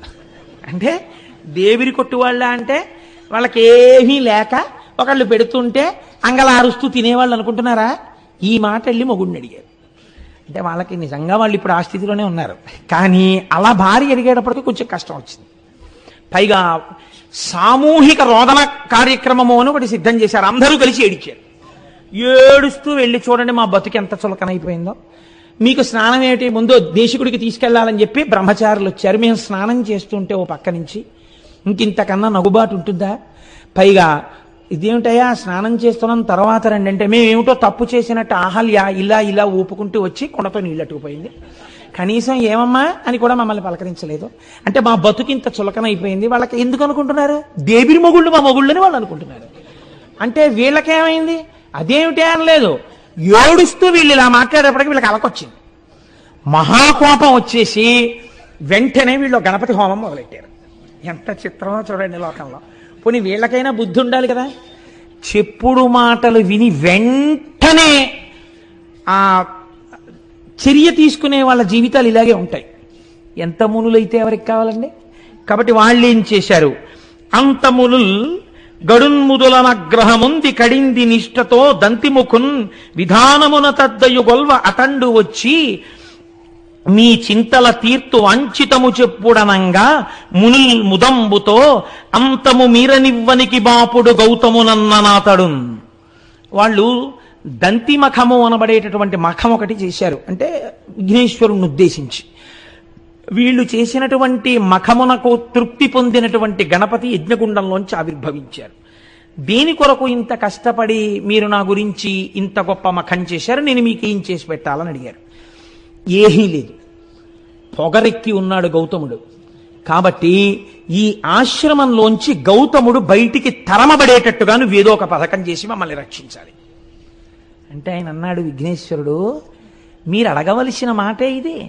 తగునే ఆకలి దప్పులన్ మరుగుచున్ దారల్ సుతుల్ శిష్యులన్ మిగులన్ బొక్కుచు ప్రాణభీతనిటకున్ మీరేగదేరన్ దయానుగుడై గౌతముడెల్లవారికి చటన్ బోనంబులర్పించి మీ వగవున్ బాపి అనంగ చేసనిపుడా బ్రాహ్మణ్యు నొప్పింతురే. ఒకనాడు మీకు తాగడానికి నీళ్లు లేక, తినడానికి అన్నం లేకపోతే మీ భార్యలతో, మీ బిడ్డలతో, మీ శిష్యులతో ఇక్కడికొస్తే అయ్యో ఇంత కష్టపడుతున్నారా అని వాళ్ళిద్దరూ కలిసి పండించి వండి మీకు వడ్డించి అన్నం పెడుతుంటే, ఆ గుండంలో నీళ్లు ఆయన పేరు మీద తడారకుండా పుడుతుంటే ఆయన్ని ఈ ఆశ్రమం నుంచి తరిమి క్షామంలోకి తోసి మీరు సుఖాలు అనుభవిద్దాం అనుకుంటున్నారా? ఎంత కృతజ్ఞత ఇది! దానికి నా కోసం మఖం చేశారా? నేను అటువంటి పని మీకు చేసి పెట్టాలా? ఎలా అడిగారయ్యా ఇలాంటి కోరిక? ఇలాంటి కోరిక మీరు కోరచ్చా? ఉపకృతి సల్పిన వారలకు అపకృతి చేయంగదలచుటతి ఇండితము అట్లపశయమనక అనర్చిన నృపశువు నశించునెంత నేర్పరియేని. అపకారికి అపకారమే చెయ్యకూడదు, ఉపకారికి అపకారం చేస్తారా? నశించిపోతారా లోకంలో మీరు? మీకు ఎందుకు పుట్టిందిరా ఈ కోరిక? ఇంతమంది కలిసి చేశారే, మీలో ఒక్కడికైనా ఈ ఆలోచన రాలేదా? తప్పు మనం ఇలా చేయకూడదు, ఇది కృతజ్ఞత అన్న ఆలోచన మీకు రాలేదా? మంచివాడు చెడ్డ మనిషి కాబోవడెప్పుడు చెడుగు మంచి నెంచబోడు కుక్క గోవు కాదు గోవు కుక్కయు కాదు జగమునందు బ్రహ్మశాసనం ఇది అన్నాడు. ఊరే లోకంలో లక్షణం ఏమిటో తెలుసా? మంచివాడు చెడ్డ మనిషి కాబోవడెప్పుడు. మంచివాడు ఎప్పటికీ చెడ్డవాడు కాలేడు. ఎందుకని? అవతలవాడు తనని ఇబ్బంది పెడుతున్నా ఓర్మి వహించి ఉంటాడు తప్ప అవతలవాడిని బాధ పెట్టే పని తాను చెయ్యడు. చెడుగు మంచి నెంచబోడు. చెడ్డవాడున్నాడే వాడు యువతల ఆయన ఎంత మంచివాడైనా ఆయనలో ఒక్క మంచి గుణం చూసి చిచి ఆయన్ని బాధ పెట్టకూడదన్న ఆలోచన అవతలవాడికి రాదు. ఇది స్వభావం రా లోకంలో. చెడువాడి లక్షణం ఇది. అవతలవాడిలో ఎంత మంచి ఉన్నా చూడలేడు. మంచివాడు అవతలవాడు ఎంత చెడ్డవాడైనా వాడు పాడవ్వాలని కోరలేడు. కుక్క గోవు కాదు గోవు కుక్క కాదు, కుక్క ఆవవలేదు ఆవు కుక్కవలేదు. ఇంతే లోకంలో బ్రహ్మశాసనం రా ఇది. అంటే ఇంకో మాటలో ఏమన్నాడు? మీరు కుక్కలు, ఆయన గోవు. మీరేం చేయగలరా ఆయన్ని? మీరు ఏం చేసినా ఆయన అభ్యున్నతికే పనికొస్తుంది. సనాతన ధర్మపు నిష్టని ఎలా తీసుకొస్తున్నారో చూడండి. భగవంతుణ్ణి నమ్మినవాడు ఓర్మితో ప్రవర్తించినవాడు చెడిపోడు. మీకు ఇటువంటి కథలు ధైర్యాన్ని నేర్పుతాయి. ఎవడో ఏదో మీకు ఒక చిన్న అపకారం చేశాడని మీరు అస్తమానం అదే చూసి బెంగ పెట్టుకునేటటువంటి అవసరం ఉండదు. పెద్దలు పెద్దలలాగే మాట్లాడతారండి. నేను ఎప్పుడైనా పురాణం చెప్పేటప్పుడు నా మనస్సుని పాడు చేసే సంఘటన ఏదైనా ఒకటి జరిగిందనుకోండి, నేను వెంటనే మా దొరగారి దగ్గరికి వెళ్ళి చెప్తుంటాను, దొరగారు నా మనస్సుని కొంచెం పాడు చేసిందండి, ఇటువంటి సంఘటన ఒకటి జరిగింది అంటే మా దొరగారు అంటారు, కోటేశ్వరరావు గారు మీ మనస్సు ఇటువంటి సంఘటనలకు ఆశ్రయం ఇచ్చి పరమ పవిత్రమైన శివమహాపురాణం చెప్పుకోవడాన్ని పాడు చేసుకుని ఇది పట్టుకుంటుందా? అలా పట్టుకుంటే మీరు పాడైపోరా? మీరు ఏది పట్టుకున్నారో దాని యందు మనసు పెట్టండి, దీని యందు మనసు విడిచిపెట్టండి, అది మీరు చేయవలసింది అంటుంటారు. ఆనాడు మహానుభావుడు విఘ్నేశ్వరుడు చెప్పిన మాటలు మా దొరగారు చెప్తుంటారు ఒక్కొక్కసారి తెలియకుండానే. చూసారా? పెద్దలు పెద్దలే లోకంలో. కనుక చూడండి, ఈ మాట చెప్పి కుక్క గోవు కాదు గోవు కుక్కయు కాదు జగమునందు బ్రహ్మశాసనం ఇది. ఇది బ్రహ్మశాసనం రా. కుక్క ఆవదు ఆవు కుక్కవదు అంటారు. అంటే వాళ్ళన్నారు నీ దగ్గర నీతులు వినడానికి మేము ఈ మఖం చేయలేదు, నువ్వు మాకు ఏవైనా ప్రవచనం చేస్తావని మేము నిన్ను తెచ్చుకోలేదు. మాకు ఉన్న ఒకే ఒక కోరిక, గౌతముడు ఈ ఆశ్రమము నుంచి తరమబడాలి. అటువంటి కారణాన్ని నువ్వు సృష్టించాలి. నువ్వు అటువంటిది సృష్టిస్తే మేము చేసినటువంటి మఖమునకు నీవు ఫలితం ఇచ్చినట్టు, కాని నాడు నీవు కృతజ్ఞుడవైపోయినట్టు. ఆయన అన్నాడు, మీరు చేసిన మఖమునకు నేను ప్రీతి చెందాను, నేను తప్పకుండా మీ కోరిక తీరుస్తాను. కానీ ఇప్పుడే చెప్తున్నాను, చేసిన కృతజ్ఞపు పని వలన మీరు పాడైపోతారు. తన ఉపాసన యందు భంగం లేకుండా నడిచి వెళ్ళిపోయిన గౌతముడు సర్వోత్కృష్టమైన కీర్తిని పొందుతాడు. ఇది మీ మనస్సులో పెట్టుకోండి, నాకు అభ్యంతరం లేదు, మీ కోరిక తీరుస్తానన్నాడు. మిక్కిలి బక్కయా ఒకడు మేకొని వ్రీహివనంబు మేయుచున్ తొక్కుచునుండ గౌతముడు తొల్గగ చేయగా బూరిపోచపై నొక్కటి వేసే ధనముద ఉర్వి సమాంతము కూలీల్గే హా ఎక్కడి దోషమందతి మహేశ్వర యంచు మునీంద్రుడేడ్చుచున్. ఒక వృద్ధ గో ఒకటి, ఆయన కష్టపడి వేసినటువంటి ఆ పళ్ళు ఆకుకూరలు ఉన్న చోటికొచ్చి తినేస్తోంది. గణపతి ఆ వృద్ధ ఆవు రూపంలో వచ్చారు. గౌతముణ్ణి ఆశ్రమం నుంచి తరిమి వేయబడేటట్టుగా చెయ్యాలి. ఇప్పుడు మునుల కోరిక తీర్చాలి. ఈశ్వరుడు కూడా ఏ రకంగా కోరినా లొంగుతాడు. అందుకే మనకి గురువుల్లో నిషిద్ధ గురువు అని ఒకడు ఉంటాడు. వామాచారం నేర్పేటటువంటి వాళ్ళు, తప్పు విధానంలో ఈశ్వరార్చన చేసేటటువంటి వాళ్ళు కూడా గురువులే, కానీ నిషిద్ధ గురువు. ఆ గురువును ఆశ్రయించవద్దని చెప్పింది శాస్త్రం. సూచక గురువు, వాచక గురువు, బోధక గురువు, పరమ గురువు, నిషిద్ధ గురువు అని 5 గురువులు. కాబట్టి ఇప్పుడు చూడండి, ఇప్పుడు ఈ బక్కావు మేస్తుంటే ఆవుని గట్టిగా కర్రతో కొట్టినా చేత్తో కొట్టినా గోమోదక దోషం వస్తుందని మహానుభావుడు ఆయన ఏం చేశాడంటే, గౌతముడు అయ్యో ఆవు కదా ఇదని ఒక ఎండిపోయినటువంటి సన్నటి గడ్డిపరక తీసి ఆవు మీద ఇలా పడేసి హా అన్నాడు. అంతే. ఈ గడ్డిపరక పడగానే భూమికి సమాంతరంగా పడిపోయి గుడ్లు తేలేసేసి చచ్చిపోయింది ఆవు. ఇప్పుడు గౌతముడు ఆశ్రమంలోకి వెళ్ళిపోవచ్చు. ఆయన గుండెలు బాదుకుని ఇచ్చాడు, నేనే విసిరాను గడ్డిపోచ, నేను విసిరిన గడ్డిపోచకే చచ్చిపోయింది ఆవు, నాకు గోహత్యా దోషం వచ్చింది అని ఏడుస్తున్నాడు ఆయన. ఇన్ని తెలుసున్న వాడికి ప్రాయశ్చిత్తం తెలియదండి. ఆయన ప్రాయశ్చిత్తం కోసం వెంపర్లాడట్లా, ఒక ఆవును చంపేశాను రా చూస్తూ అని ఏడ్చాడు. ఆవుల్నే పట్టుకెళ్ళి వజ్రశాలలో తెగతారుస్తున్నా చూస్తూ దేశం ఊరుకుంటే వానలు పడమంటే ఎక్కడ పడతాయండి? ఎక్కడో కొంతమంది మహానుభావులు కలిసి జంతు హింసా నివారణ సంఘం అని పెట్టి కత్తి వేటుకి నరకబడుతున్న ఆవుల్ని తెచ్చి గడ్డి వేసి రక్షిస్తున్నారు అక్కడ. కనుక చూడండి, ఇప్పుడు ఆ ఆవు చచ్చిపోతే ఈయన ఏడుస్తుంటే కనిమునులు తదంగనలు గౌతము చేరి విధంబెరింగి గోఘ్న నిబిడ పాపి ఎంతటి అకార్యమునర్చితి ఓరి నీ మొగంబునగన దోషము ముప్పుతిల బొమ్మటకేని వనంబు బాసి నీ అనుచర పుత్ర మిత్రదగి తాదుల తోట్పుని వెగదబులన్ అన్నారు. ఆయన భార్య వచ్చి ఏడుస్తోంది అహల్య, శిష్యులు వచ్చి ఏడుస్తున్నారు. వెంటనే ఈ మునులు విన్నారు, మునిపత్నులు విన్నారు. ఒరే మన కార్యం సిద్ధించిందిరా అనుకున్నారు. సంతోషంగా అందరూ వచ్చారు. ఏమైంది అని అడిగారు. నేను గడ్డిపరక విషయానమ్మా, ఆవు చచ్చిపోయింది అన్నాడు ఆయన.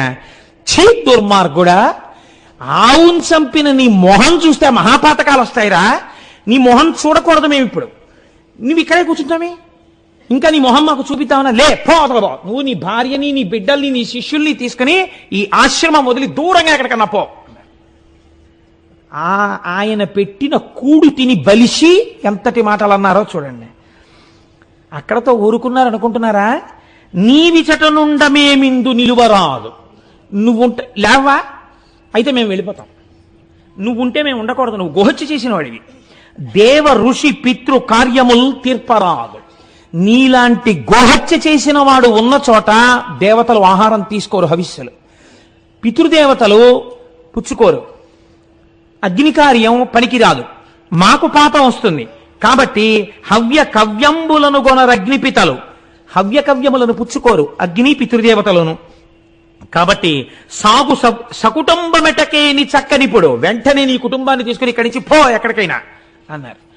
అనేటప్పటికీ పాపం ఆయన చూసి దైవ పితృ మఖముల ఏవే విధమున సల్ప కూడా తెరుగుమిది మొదల్ నీ వనరించిన దురితం బే వడవున సడబడద ఎక్కుడు భరమవు. ఓ గౌతమ, వెళ్ళిపోదాం అనుకుంటున్నావేమో, వెళ్ళిపోవడం కాదు, ఇవాళ నుంచి నువ్వు అగ్నికార్యం చేయకూడదు, నువ్వు దేవతలను ఆరాధించకూడదు, నువ్వు పితృదేవతలకు ఏ విధమైనటువంటి పూజలు చెయ్యకూడదు. ఎందుకో తెలుసా? గోహత్య చేసిన నీలాంటి దుర్మార్గుడు పూజ చేస్తే భగవంతుడు నొచ్చుకుంటాడు రా.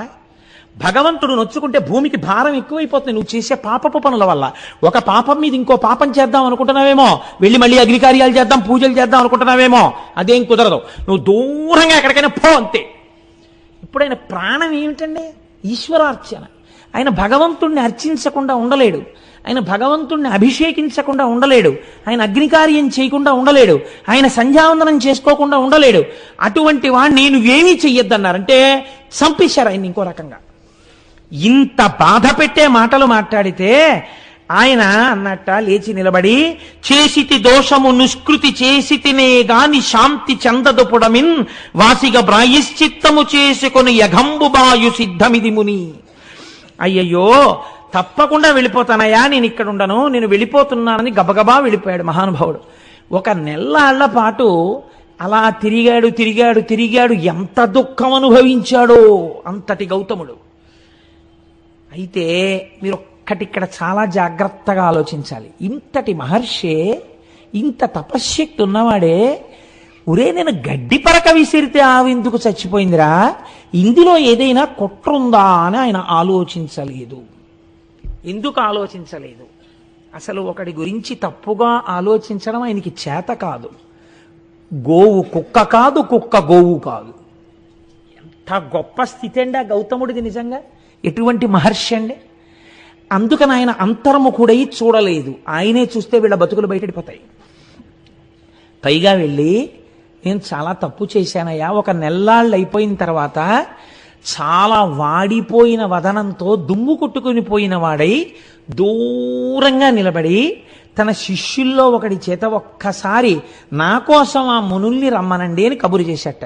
వీళ్ళు చక్కగా ఈ నీళ్లు తాగుతూ పువ్వులు పెట్టుకుంటూ చక్కగా ఈ కాయలు పళ్ళు తినేస్తూ ముప్పొద్దుల నా కోపంలో అయితే తెగ తిని కూర్చునున్నారు. అంతకన్నా నేను ఇంకా వాడలేను, నాకు అంత అక్కసుగా ఉంది. కాబట్టి ఆయన వచ్చి పిలిస్తే ఈ మునులు బయటికి వెళ్ళారు. ఆయన అన్నాడు, చాలా దోషం చేశానండి, నిజమే, ఆవును చంపేశాను, కానీ ఇలా ఎన్నాళ్ళు కూర్చోను పూజలు చేయకుండా, ఎన్నాళ్ళు కూర్చోను అగ్నికార్యం చేయకుండా, నా మనస్సు ఊరడిల్లట్లేదు. ఏదైనా ప్రాయశ్చిత్తం ఉంటే చెప్పండి, నేను ఆ ప్రాయశ్చిత్తం చేసుకుని మళ్ళీ నా జీవితాన్ని ఈశ్వరాన్ముఖం చేసుకుంటానన్నాడు. ఆయనకి కావలసింది భగవంతుడంతే, ఇంకొకటి ఆయనకి తెలియదు. ఆయనకి తెలియని విషయాలు వీళ్ళు చెప్పగలరా అండి? అంటే ఏమో, ఇంత తప్పు చేశాను కదా, ఇంతమంది వాళ్ళు తప్పు చేయకుండా ఉన్నారు, తప్పు చెయ్యని వాళ్ళ దగ్గర తప్పు చేసిన వాడు వినడం వినయం, అంతేకాని నాకు తెలిసని నేను చేసుకోవడం ఏమిటి, మళ్ళీ ఇంకో తప్పు చేస్తానేమో. ఎంత వినయానికి ఆయన లొంగాడో చూడండి. ఆయన ఇంకా ఇంకా మెట్లు దిగి వినయానికి ఎడుతున్నాడు, వీళ్ళు ఇంకా ఇంకా మెట్లెక్కి అహంకారానికి ఎడుతున్నారు. వీళ్ళన్నారు, అయితే చెప్తాం విను, ఇమ్మహి గోహత్యా పాపమ్మును బొనరించినట్టి వాడను నేనంచు మేదిన్ అంతయును ముమ్మారు ప్రదక్షిణంబులనరింపు మొదల్. ఈ భూమండలాన్నంతటినీ 3 మార్లు ప్రదక్షిణం చెయ్యి. చేసేటప్పుడు ఏం చేస్తావో తెలుసా? అడుగు తీసి అడుగేసినప్పుడల్లా ఒక గోవుని చంపినటువంటి మహాపాతకుణ్ణి నేనే అని చెప్తూ 3 మార్లు ప్రదక్షిణం చెయ్యి భూమికి. అప్పుడు ఆ ఆవుని చంపిన పాపం పోతుందంటే ఎంత కక్ష చూడండి వాళ్ళకి అని చెప్పారు. అటు మీద ఒక్క మాసము చాంద్రాయణ వ్రతం వనరింపుము. 3 మాటలు ఇలా ప్రదక్షిణం చేసి వచ్చాక ఏం చేస్తావో తెలుసా? చాంద్రాయణ వ్రతం చెయ్యి. చాంద్రాయణ వ్రతం అంటే ఏంటో తెలుసా అండి? ఇంకొక రకంగా చెప్పాలంటే నీకు ఒళ్ళు బలిసి ఆవును చంపావని చెప్పడం. అంటే తినకూడనంత ఆహారం తినేస్తే కొవ్వెక్కిపోతే, మనస్సులో రజోగుణ తమోగుణ ప్రకోపం పెరిగిపోతే, సాత్వికమైన ఆహారం తినకపోతే దాని వల్ల వచ్చిన మదంతో ప్రవర్తించిన వాడు దోషం చేస్తాడు. దానికి చాంద్రాయణ వ్రతం చేయిస్తారు. చాంద్రాయణ వ్రతం అంటే శుక్లపక్షంలో ఒక్కొక్క తిరి పెరుగుతుంటే ఒక్కొక్క కబలం పెంచుకుంటారు. కృష్ణపక్షంలో ఒక్కొక్క తిథి తగ్గిపోతుంటే ఒక్కొక్క కబళం తగ్గించేసుకుంటారు. అమావాస్య నాడు అసలు అన్నం తినరు. అలా అన్నాన్ని పెంచుకుంటూ తగ్గించుకుంటూ చేసుకోవడం వల్ల ఒంటికి పట్టిన కొవ్వు తగ్గిపోతుంది. అంటే వేరొక మాటలో చెప్పాలంటే నీ ఒళ్ళు కొవ్వెక్కి చంపావురా, బాగా తిని ఆయన పెట్టినవాడు తిన్నవాడు కాడు. ఎంత లేసి మాటలు అన్నారో చూడండి ఆయన్ని నిజంగా. కాబట్టి నువ్వు ఇది చెయ్యి. అటు మీద ఒక్క మాసంబు చాంద్రాయణ వ్రతం బొనరింపుము తదనంతరంబున. పోను అక్కడతో అయిపోయిందా? అప్పుడు ఏం చేస్తావో తెలుసా? 101 మారు పాటిగా బ్రహ్మగిరికి ప్రదక్షిణంబు అనరింపుము. 101 మార్లు ఈ బ్రహ్మగిరి చుట్టూ ప్రదక్షిణం చేయి. ప్రదక్షిణం చేసిన తర్వాత అంత మీద మృన్మయములైన లింగంబులర్ధిగూర్చి చేయు అర్చనంబు 1,000,000 మృన్మయ లింగాలు తెచ్చిపెట్టు. నువ్వే చేసుకో ఆ లింగాలన్నీ. చేసుకుని 1,000,000 లింగాలు పెట్టి ఈ 1,000,000 లింగాలకి అర్చన చెయ్యి. చూడ్డానికి వస్తారు, ఏమిటి మహానుభావ ఈ క్రతువు అంటారు. మహానుభావుణ్ణి కాదు, ఆవును చంపానని చెప్తుండు, చెప్పి చెయ్యి అన్నారు. ఆయన తెల్లబోయాడు విని. ఇంత దారుణమైన శిక్ష, అయ్య బాబోయ్ అంటే అయితే అది కూడా చేయమన్నమాట. అని ఇంకోటి ఏమంటారో అడిగినందుకు చూడండి ఎంత స్థితికి వెళ్ళారో వాళ్ళు. మొగుణ్ణి కొట్టి మొగసాలకు వెళ్ళడం అంటే ఇలాగే ఉంటుంది. కాబట్టి ఇట్లు చేసినచో అఘంబువాయు. ఇక మరి ఒక పద్ధతి వినుము. ఒకవేళ చేయలేవా, మొహం అలా పెట్టమే, ఇంకో పద్ధతి చెప్తాం మీరు పునజ్జెయ్యి అంటే అంతటి మహర్షిని పట్టుకుని ఇవాళ వాళ్ళు ప్రబోధం చేసేస్తున్నారు. ఎంత గొప్పగా మాట్లాడుతున్నారో చూడండి. దినదినమీశ్వరున్ కొలిచి దివ్య తపంబొనరించి దేవ గంగను ఇట తెచ్చి తద్విమల కాండమునం అఘమర్షణావగాహనమును ఒనర్చినం దురితమంతయు డుల్లు శుభాప్తి కోరి ఇంకను శివలింగ కోటులను కల్పన చేసి భజింపు మాపయ్యన్. ఏం చేస్తావు తెలుసా? అలా చేయలేకపోతే వెళ్ళి కూర్చుని శంకరుడి గురించి తపస్సు చేయి. శంకరుడు ప్రత్యక్షమైన తర్వాత గంగ నిమ్మని అడుగు. ఇత పూర్వం వారణాసి దగ్గర ప్రవహిస్తోంది ఒక గంగ, ఇంకొక గంగని ఇటు తీసుకురా. భగీరథ ప్రయత్నం అంటారు. భగీరథుడు ఎంత కష్టపడవలసి వచ్చిందండి. ఈయన కర్మ ఈయనకి. వెళ్ళి ఆ గంగనిటి తీసుకురా, ఎక్కడా చంపావో అటువైపు నుంచి ప్రవహింపచేయి. చేసిన తర్వాత ఒక వ్రతం చేయి, అఘమర్షణ వ్రతం అనేటటువంటి వ్రతం. మళ్ళీ 1,000,000 లింగాలు పెట్టు, వాటికి అర్చన చేయి. ఇవన్నీ చేస్తే నీ పాపం పోతుంది అనుకుంటున్నాం, అలా చేయి మొదలు పెట్టన్నారు. అంటే ఇక పోయేది మొదలెట్టాడంటే ఇంకా భగీరథుడిలా ఇక మళ్ళీ వస్తాడా? ఈ ఆశ్రమం మనది, ఈ పళ్ళు మనవి, ఈ కాయలు మనవి, ఈ కూరలు మనవి. ఇంకా మళ్ళీ భగీరథుడు తిరిగి రాకుండా ఉపదేశం చేశాడు. ఆ పిచ్చి ఆయన ఇదేమిట్రా, నేను చదువుకున్నాను కదా, ఇవన్నీ ఎందులో ఉన్నాయిరా, ఏ పురాణంలో ఉన్నాయి, ఏ ఆ ధర్మసింధువులో ఉన్నాయి, ఓసారి ఆ పేజీ నెంబర్లు చెప్పండి అని అడగచ్చు కదా. నా బుద్ధి ఇలా వర్తించేగా అవును చంపాను, పెద్దలు చెప్పిన మాట విందాం అనుకున్నాడు ఆయన. కాబట్టి ఆయన ఏం చేశాడంటే శరీరంతో తిరిగితే ఏమొచ్చింది? పాపాత్ముండి అంటే పాపం పోతుందా? ఈశ్వరుడు యొక్క అనుగ్రహంతో పాపం పోవాలి. అందుకని ఈశ్వరానుగ్రహానికి నోచుకుంటానన్నాడు అని ఆయన వెళ్ళి అద్భుతమైనటువంటి తపస్సు ప్రారంభం చేశాడు. ఒక పార్థివలింగాన్ని ఒక దాన్ని చేసుకుని ఆ లింగం దగ్గర కూర్చుని పంచాక్షరి మహామంత్రంతో తదేక నిష్ఠతో శివుణ్ణి ఆరాధన చేశాడు. అలా తపస్సు చెయ్యగా శంకరుడు ప్రత్యక్షమయ్యాడు.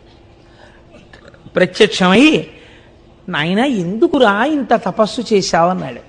అనగానే కన్నుల నీరు కారుస్తూ గౌతముడు అన్నాడు, ఈశ్వరా మీకు తెలియందేముంటుంది, నేను ఎంత పాపం చేశానండి, ఒక ఆవుని చంపేశాను. నేను చేసిన గోహత్యా పాపాన్ని నా నుంచి తీసి నేను పాపాత్ముడను కానన్న స్థితిని నాకు కల్పించండి అన్నాడు. శంకరుడు అన్నాడు ఒక్క నవ్వు నవ్వి, ధన్యుడా నీవు మౌనికుల తల్లజ పుణ్యుడవీవు పాప్నులవు నన్యులు నిన్ వెలార్చిరిటులక్కట అక్కసుతో అనన్య సామాన్య తదీయ దర్శన సమాగత పుణ్యగతిన్ పవిత్రమై మాన్యతత చెందు నీ జగము మద్వచనం వెంత నమునిమ్మిమై. అయ్యయ్యో పిచ్చాడా, ఇంత తపస్సు చేసి నా పాపం తీయమని అడుగుతున్నావా? నీకు పాపం ఉందనుకుంటున్నావా? అసలు నీకు పాపం లేదురా. నీకు పాపం ఉంది, నువ్వు గోహత్య చేశావని ఎవడు చెప్పాడు? దుర్మార్గులు రా వాళ్ళు. నిన్ను పాడు చేయడానికి ఇలా చెప్పారు, నీ మనస్సు పాడు చేయడానికి.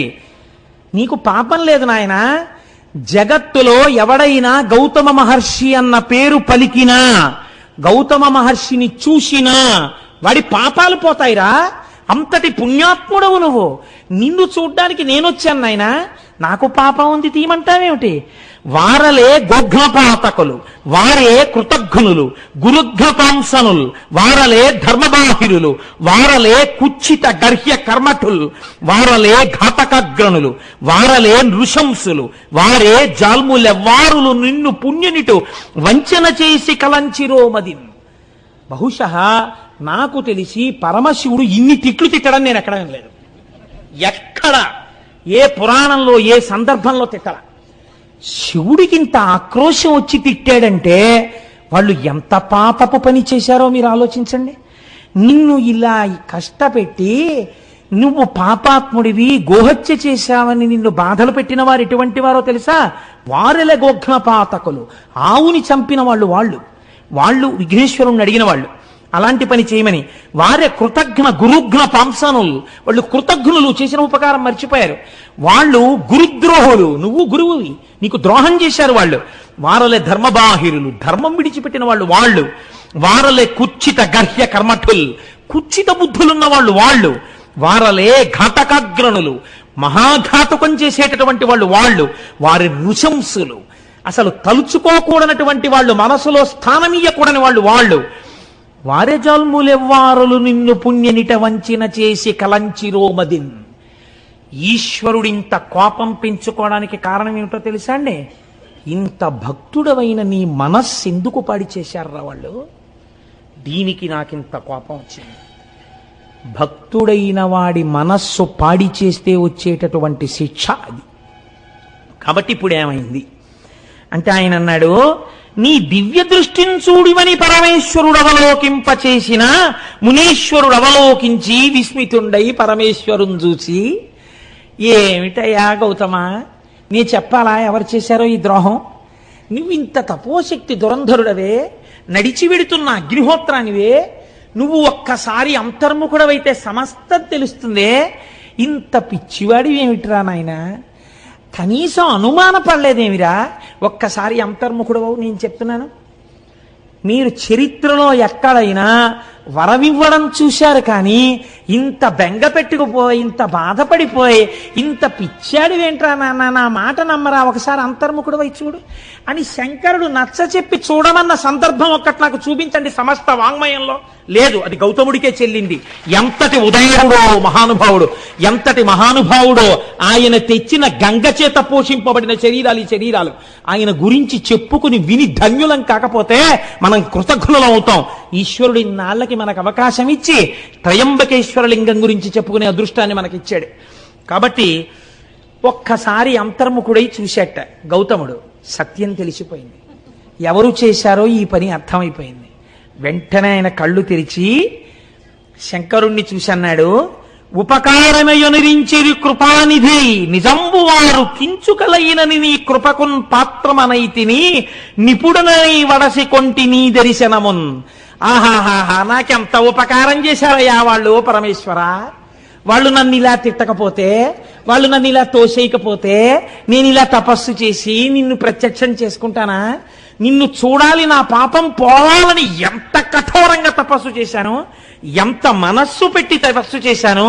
అవతల వాడిలో చెడు చూడడం మంచివాడికి చేత కాదురా. కుక్క ఆవు కాదు, ఆవు కుక్క కాదు చెప్పాడు కదా విఘ్నేశ్వరుడు. కాబట్టి మహానుభావులు నాకు ఎంత ఉపకారం చేశారండి, వాళ్ళ వల్ల కదా మీ దర్శనమైంది. వాళ్ళంతా ఉపకారం చేస్తే వాళ్ళని నేను ఏమని నిందించను, నేను వాళ్ళకి రుణపడిపోయాను పరమేశ్వర అన్నాడు. లోకమునందు లోకేశ్వరుణ్ణి చూడడం తప్ప అవతల వాడిని తప్పు పట్టడం చేత కాని గౌతముడు తెచ్చిన గంగ తాగి బతికిన జీవితాలు బురద జల్లుకునే స్థాయిలో తెల్లవారులేస్తే పేపర్ల నిండావే. ఎంత కృతజ్ఞపు కుచ్చిత కుళ్ళు బతుకులై కూర్చున్నాయండి మనవి. ఎంత సిగ్గుపడాలి నిజంగా మనం. గౌతముడు ఎంత పరివేదన చెందుతాడు. ఒక్క చోట గౌతమ మునికి విగ్రహం లేదా? ఒక్క చోట గౌతముడి గురించి చెప్పేవాడు లేడా? ఒక్క చోట గౌతముడికి ఆరాధన లేదా? ఇంతటి మహానుభావుడని చెప్పి ఆయన పేరు మీద ఉత్సవం లేదా? పనికి మాలిన వాళ్ళందరికీ ఉత్సవాలా? ఎంత కృతజ్ఞతతో ఉంది లోకం ఇవ్వాలా? ఆయన ఇచ్చిన నీళ్లు తాగా మునుల్ని ఎందుకు అనాలి? మనము వాళ్ళు ఒకటి కాదా? కాబట్టి ఇప్పుడు ఈ మాట చెప్పి ఆయన అన్నాడు, అయినా కూడా అని ఆనందించి చొక్కియున్నంత వరంబిచ్చదా కోరుకొనమనుడు. ఏమిటో నీ ఇంత మంచితనం ఏమిటో. సరే అయిందేదో అయిపోయింది, పాపం తీసేయి అన్నావు, తీయడానికి నీకు పాపం లేదు. వచ్చిన వాడిని ఉట్టినే వెళ్ళిపోతానా? ఏదైనా వరం కోరుకో, వరం ఇస్తానన్నాడు. చిత్రం ఏమిటో తెలుసా అండి, ఆయనకి ఏది గుర్తొచ్చిందో తెలుసా? వరుణుడు జలం ఇవ్వనన్నాడు, మునులు నువ్వు గంగని తీసుకురా అన్నారు. పోనీలే, వాళ్ళు చెప్పిన మాట ఇంకా వింటున్నాడు. ఎంత పెద్దరికం ఇచ్చాడో చూడండి. ఇప్పుడు వాళ్ళు చెప్పిన మాట మనం అడిగితే శివుడు కోపడతాడేమో, ఇంకా నీకేం బుర్రలేదా, వాళ్ళు చెప్పిన మాటలే అడుగుతున్నావు, సర్వజ్ఞుడు కదా అని అనుకోలేదు. మహానుభావం, నిజమైన కృతజ్ఞత అంటే ఇది. నన్ను వాళ్ళు పంపించబట్టి మీ దర్శనమైందండి లొల్లి మాట్లాడటం లేదు. నిజంగా వాళ్ళు ఎంత పుణ్యాత్ములో, ఎంత ఉపకారం చేశారో, నేను వాళ్ళ చెప్పిన మాటలే గట్టిగా పట్టుకోవాలనుకుంటున్నాడు. అంటే పైకి ఒక మాట, లోపల ఒక భావన కాదు, నిజంగా లోకంలో అవతల వాడి యందు దుష్టత్వం చూడడం చేత కానివాడు. కాబట్టి ఇప్పుడు ఆయన ఏమడిగాడో తెలుసా అండి ఆయన్ని, అయ్యా మీరు నిజంగా నన్ను కానీ అనుగ్రహించాలనుకుంటే ఒక్కసారి మీ జటాజూటంలో ఉన్న గంగని విడిచిపెట్టండి, నేను ఆంధ్రదేశానికి తీసుకెడతానన్నాడు. అనగానేట గభాలన గంగ పైనుంచి కిందకి దూకిందిట స్త్రీ రూపంలో. తల్లి తెల్లటి వస్త్రాలతో నిలబడేటప్పటికీ ఇవన్నీ గౌతముడు కోరుకున్నవి కావు. గంగా దర్శనం అయింది ఆయనకి. వెంటనే రెండు చేతులు ముకిలించన్నట్ట, తల్లిలో ధన్యపు పుణ్యపు ముల్లోకములకు శుద్ధి ఒనరించదవు ఉత్పుల్లాబ్జలోచన, నన్ను చల్లగా నిర్మలుని చేయు శంకరు రాణి, ఓ శంకరుడి రాణి, అమ్మా పుల్లాబ్జలోచన, తామరపూల వంటి కనులున్నదానా, తల్లి లోకాలన్నింటినీ రక్షించేదానా, పాపాలు కడిగేదానా, నన్ను నిర్మలుణ్ణి చెయ్యమ్మా అన్నాడు ఆయన. ఇంకా గంగలో స్నానం చేసి తను నిర్మలత్వం పొందాలని. అంటే ఆ తల్లి అంది, తప్పకుండానయ్యా, నీకు అభిషేకము గూరిచి వీక చనిద శివుని తలకు వేగ ననగబల్ వ్యాకులితుడంగగు మునినవలోకించి శివుండనియే నిలువుమని గంగన్. ఆవిడంది, నువ్వు కోరుకున్నట్లుగా ఇక్కడొక్కసారి నేను ఆగుతాను, నీటి రూపంలో నీ తల మీద పడతాను. అంటే నీకు గంగా స్నానం అయిపోయింది కదా, నువ్వు నిర్మలుడు అయిపోయినట్టే కదా, ఇంకేం కావాలి, నువ్వేమడిగావు, నన్ను నిర్మలుణ్ణి చేయమన్నావు, నేను ఒక్కసారి నీ తల మీద పడతాను, అభిషేకం అయిపోతుంది. కాబట్టి గంగా స్నానం అయిపోయింది. నీకు స్నానం అవుతుందని లేదా ఆవిడ, నీకు అభిషేకం అవుతుందండి, అయిపోతుంది.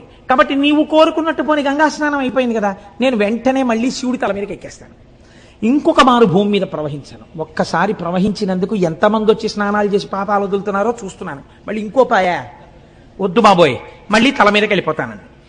అంటే ఆయన అన్నాడు, అమ్మా నేను అది కాదు కదమ్మా అడిగింది, లోకానికి అంతటికీ సుభిక్షం కావాలమ్మా, నువ్వు ప్రవహించాలని కదా తల్లి నేను కోరింది అన్నాడు. అంటే ఆవిడంది అటు ఇటు చూసి, ఈ మాట వినేటట్టు లేడు, ఈయనకి వరం ఇచ్చినవాడు మా శంకరుడేమో భోళాశంకరుడు, ఈయనేమో కుదరదంటాడు ఎలాగోనని, ఈయన కుదరదు గంగా నువ్వు ప్రవహించనే లోపల మనమేమో నియమం పెట్టేస్తే గొడవ వదిలిపోతుందని శంకరుడి వంక చూసింది. ఏమండి ఆయన తప్పకుండా ప్రవహించమంటున్నాడు, నేను ప్రవహిస్తాను, మీరు లింగ రూపంలో ఇక్కడ వెలియండి,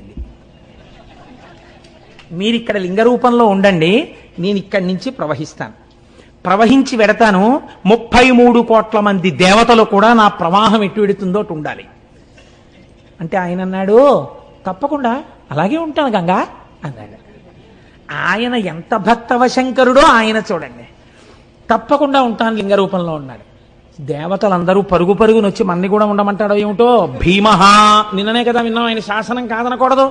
వాళ్ళు వచ్చి అన్నారు, అమ్మ అమ్మ అమ్మ అమ్మ మాకు మాత్రం ఒక ఎగ్జంప్షన్ ఇయ్యమ్మా, ఏడాదికి ఓ రోజు వచ్చి ఇక్కడ కూర్చుంటాం, 2 పుష్కరాలు వచ్చినప్పుడు ఏడాది అంతా ఉంటాం, 365 రోజులు ఇక్కడే కూర్చుని ఉండమని మాత్రం నియమం పెట్టకమ్మా, మమ్మల్ని వదిలే, అందరి బదులు మహానుభావుడు పరబ్రహ్మం పరమశివుడు ఉంటున్నాడు కదా తల్లి లింగ రూపంలో, మమ్మల్ని వదిలేయమ్మా అన్నారు.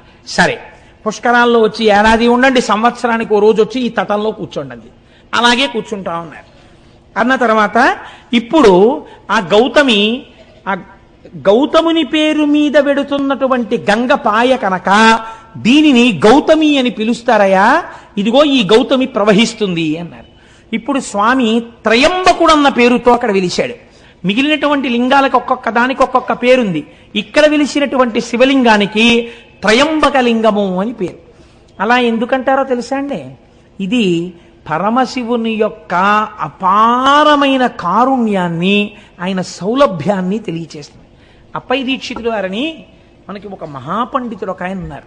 వారు ఎంతగా శివోపాసన చేశారో అటువంటి వారికి ఒకానొకప్పుడు ఒక ఆలోచన వచ్చింది. అసలు నిజంగా నా మనస్సు శివుణ్ణి పట్టుకున్నది నిజమైతే ఎలా తెలియాలి? నిద్రపోతున్నప్పుడు కూడా శివుణ్ణే తలుచుకుంటూ ఉండాలి, కానీ నిద్రపోతున్నప్పుడు నేను అలా తలుచుకున్నానో లేదో నాకు తెలియదే. రెండోది ఏమిటి? నాకు పిచ్చెక్కితే నేను శివుడి గురించే మాట్లాడుతూ ఉండాలి పిచ్చిలో. అప్పుడు మిగిలిన వాళ్ళు వింటారు నాకు పిచ్చెక్కిన. విని నేను పిచ్చెక్కినప్పుడు ఏం మాట్లాడుతున్నానో వాళ్ళు చెప్తే నేను శివుడి గురించే మాట్లాడితే నేను శివభక్తుడిని అయినట్టు అని శిష్యుల్ని పిలిచి అన్నారు, ఒరే ఆ గూట్లో పిచ్చెక్కే మందుంది, అది పట్టుకురండి, నేను తాగేస్తాను. నాకు ఒక 2 గంటల పాటు ఆ పిచ్చిలో నన్ను ఉండనివ్వండి. నేను పిచ్చిలో ఉన్నప్పుడు ఏం మాట్లాడుతుంటానో మీరు రాయండి జాగ్రత్తగా కిటికీ దగ్గర కూర్చుని. ఓ 2 గంటలు అయిపోయిన తర్వాత లోపలికి రండి, ఇదిగో అటువైపు కిటికీలో ఇంకో మందు ఉంది, అది పోసేయండి నా నోట్లో, నా పిచ్చి తగ్గిపోతుంది. తగ్గిపోయిన తర్వాత నేను పిచ్చిలో ఏం మాట్లాడానో నాకు చూపించండి రా అన్నారు. దీన్నే పిచ్చెక్కినప్పుడు అప్పై దీక్షితుల వారు చేసినటువంటి స్తోత్రాల్ని ఉన్మత్త పంచశతి అని పిలుస్తారు. ఆయన పిచ్చిలో మాట్లాడారు. ఆయన పిచ్చిలో పరమశివుడి గురించి ఏమని మాట్లాడారో తెలుసా అండి? ఒక శ్లోకం ఉన్మత్త పంచశతిలో, అర్కద్రోణ ప్రభృతి కుసుమైరర్చనం తే విధేయం ప్రాప్యంతే నస్మరహర ఫలం మోక్ష సామ్రాజ్యలక్ష్మీ ఏతజ్జానన్నపి శివ శివ వ్యర్థయన్ కాలమాత్మన్ ఆత్మద్రోహీకరణ వివశో భూయ సాధపతాని. ఆ ఉన్మత్త పంచశతిలోంచి ఒక శ్లోకం ఇది. ఆయన అన్నారు, ఈశ్వర, ప్రపంచంలో ఎవడైనా చాలా గొప్ప కోరిక తీర్చాలి అని అనుకుంటే దానికి తగిన పూజ అడుగుతాడు. నువ్వేమడిగావు? జిల్లేడు పువ్వులతో పూజ అడిగావు. ఎవరైనా జిల్లేడు పూలు కోసుకుంటుంటే మీరు ఎందుకండి జిల్లేడు పూలు కోసేస్తున్నారని ఎవరు అడగరు. ఆ పనికి మాలిన అన్ని ప్రదేశాల్లోనూ జిల్లేడు ఉంటుంది కాబట్టి లోకమంతా విడిచిపెట్టేసినటువంటి చెట్టు యొక్క పూలు నీకు కావాలి. రెండోది ద్రోణి, అర్క, ద్రోణ పుష్పం అంటే తుమ్మి పువ్వు. రెండోది నీకు తుమ్మి పువ్వు కావాలి. ఈ 2 ఎవ్వరూ అడగరు, ఎవ్వరూ కొయ్యరు, ఎవరూ దండలు కట్టరు, ఎవరూ సిగలో పెట్టుకోరు. అది ఇంతంత బంతుల్లో ఉంటుంది. ఆ బంతుల్లోంచి ఇంతంత పువ్వు బయటికి వస్తుంది, ఇంతే ఉంటుంది. శ్రీకాళహస్తిలో బయట అమ్ముతుంటారు ఈ తుమ్మి పూలు. కాబట్టి నీకు ఈ తుమ్మి పూలు వేస్తే చాలు, ఈ జిల్లేడు పూలు వేస్తే చాలు.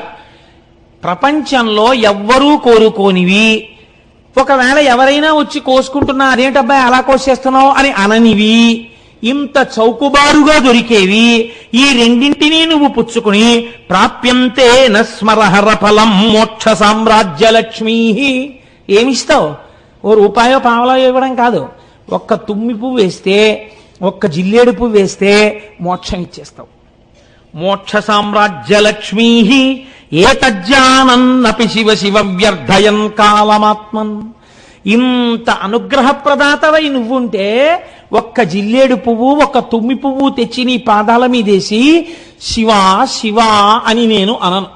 నేనేం చేస్తుంటాను? మిగిలిన పనికిమాలిన పనులన్నీ చేస్తుంటాను. ఈ 2 పనులు చేసినట్టుగా నాకు కనపడదు.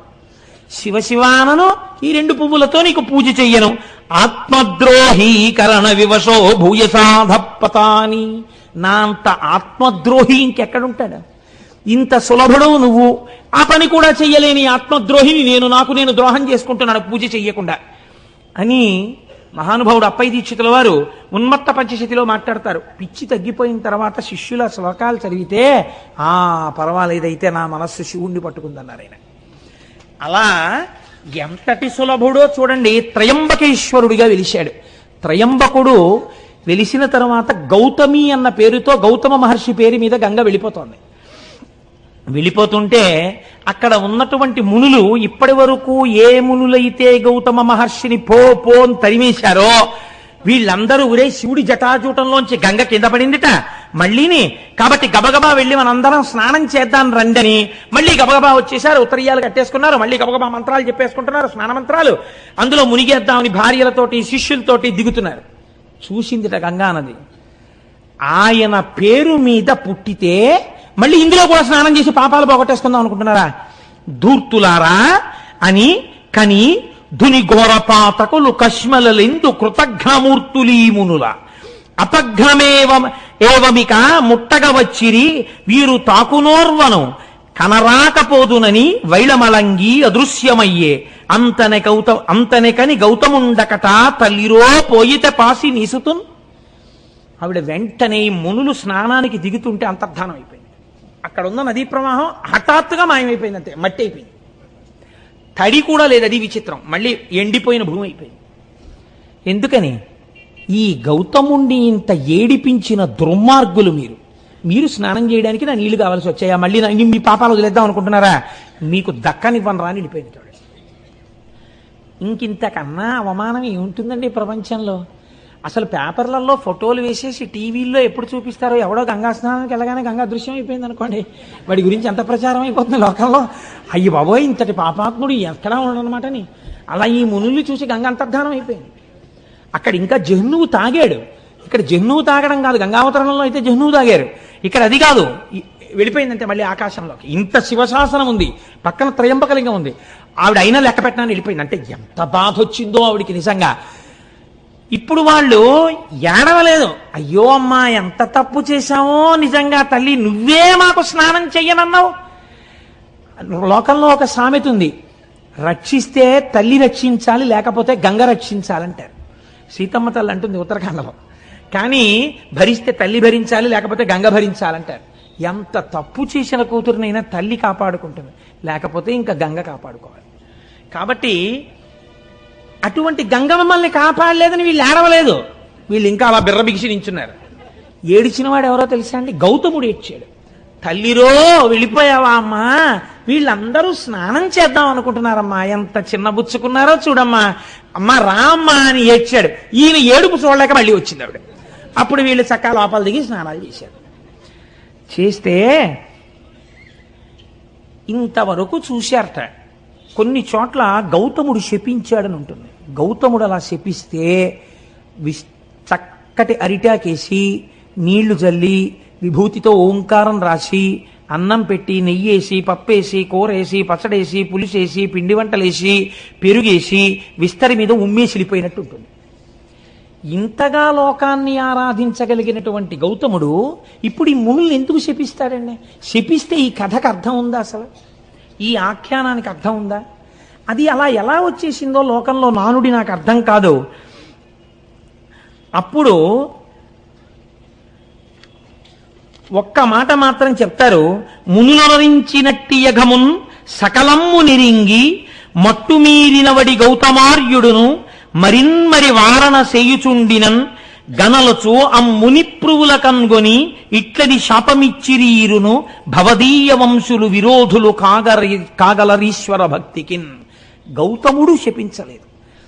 తమ గురువుగారు ఇంత చేసినా సరే, గంగా స్నానాన్ని మళ్ళీ ఏర్పాటు చేసినా సరే, స్నానం చేసి వచ్చి క్షమార్పణ చెప్పి ఆయన కాళ్ళు పట్టని మునులను చూసి గౌతమ శిష్యులు శపించారు. ఏమని శపించారు? మీకు శివభక్తి లేకుండుగాక అని శపించారు. మీకు నేను నిన్నటి రోజున ఒక మాట చెప్పా, ప్రపంచంలో ఐశ్వర్యమును పాడు చెయ్యడానికి గొప్ప శాపం ఏమిటో తెలుసా అండి? నీ ఇంట జిల్లేడు మొక్క పుట్ట. జిల్లేడు మొక్కలు ఇంట్లో పుట్టాయంటే ఆ ఇల్లు ఇంకా నివాసయోగ్యం కాకుండా పాడుపడిపోవడానికి సిద్ధపడిపోతుందని. నీ ఇంట జిల్లేడు మొక్క పుట్ట అంటే భయంకరమైన శాపం భౌతికమైన ఐశ్వర్యానికి. నీకు శివభక్తి లేకుండుగాక అంటే అంతటి దయాళువైనటువంటి శివుడి మీద భక్తి లేనటువంటి స్థితి ఏర్పడడం అంటే ఇంకా అది మనుష్య జన్మ ఎత్తి కూడా ఉద్ధరణ వేపికి అడుగులు వేయలేనటువంటి వైక్లభ్యానికి గురైపోవడం. కాబట్టి ఆత్మోన్నతిని పాడు చెయ్యాలంటే నీకు శివభక్తి కలగకుండుగాక అని శపిస్తారు. భౌతికమైన ఐశ్వర్యాన్ని పాడు చేయాలనుకుంటే నీ ఇంట జిల్లేడు మొక్క పుట్ట అని శపిస్తారు. కాబట్టి ఇప్పుడు గౌతమ శిష్యులు ఏమని శపించారంటే మీకు శివభక్తి కలగకుండుగాక అని శపించారు. వాళ్ళ నాటి నుంచి జడులై తమ జీవితాల్ని పాడు చేసుకుని తిరిగారు. ఆనాడు వెలిసినటువంటి త్రయంబకలింగమే మనం ఈనాడు వెడితే మహారాష్ట్రలో త్రయంబకేశ్వరుడు త్రయంబకేశ్వరుడు అని త్రయంబకం గౌతమీ తటే అని ఆ గౌతమీ తటి ఒడ్డునే మనం చూస్తున్నాం. కానీ మీరు ఒక్కటి ఆలోచించండి, నేను మిమ్మల్ని ఒక యథార్థమైన ప్రశ్న వేస్తాను. నిజంగా మనం త్రయంబకేశ్వరుడి గుడిలోకి వెళ్ళినా, గోదావరి ఒడ్డున నించున్నా, ఇంత కష్టపడి ప్రయాణం చేసి కాటేజ్ తీసుకుని స్నానం చేసి గుళ్ళోకి వెళ్ళి పెద్ద క్యూలో నించుని తీరా అక్కడికి వెళ్ళేటప్పటికి జరుగని ఏదో దర్శనం చేసుకుని సంతోషంతో బయటికి వచ్చి గోదావరి ఒడ్డున నించున్నా, మీరు గౌతముడి గురించి ఇంత ప్రశాంతంగా ఇంత ఆనందంగా మీ మనస్సులు నిలబడతాయా? నిలబడవు. నిజంగా అసలు త్రయంబక దర్శనం అంటే ఏమిటో తెలుసా అండి? ఇప్పుడిక్కడ ఈ సభలో మీరు చేసిన దర్శనమే మీరు గౌతమీ తటి యందు త్రయంబక దర్శనం చేశారు. ఇప్పుడు నిజంగా మహామునిని మీరు శ్లాఘించినట్టు మనస్సుతో దీని వలన ఈశ్వరానుగ్రహానికి మీరు లోనవుతారు. ఇప్పుడు ఏమైంది? ఆయన త్రయంబకుడు. త్రయంబకుడు అంటే 3 కన్నులున్నవాడు. 3 కన్నులున్నవాడు సమస్త దేవతా స్వరూపములయందు మహాదేవుడు ఒక్కడే.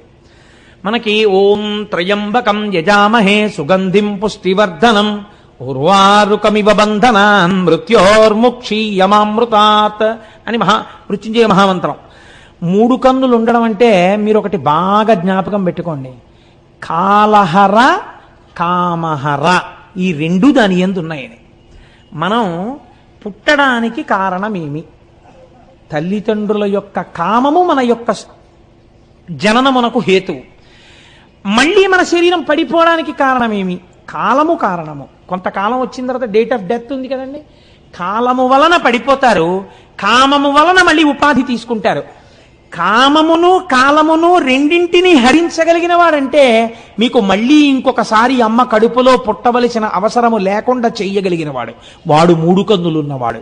అందుకే మనం త్రయంబకలింగాన్ని శివలింగాన్ని ఆరాధన చేస్తే ఒక మాట చెప్తాం, త్రిదలం త్రిగుణాకారం త్రినేత్రం త్రియాయుషం అంటాం. త్రియాయుషం అంటే ఏమిటో తెలుసా అండి?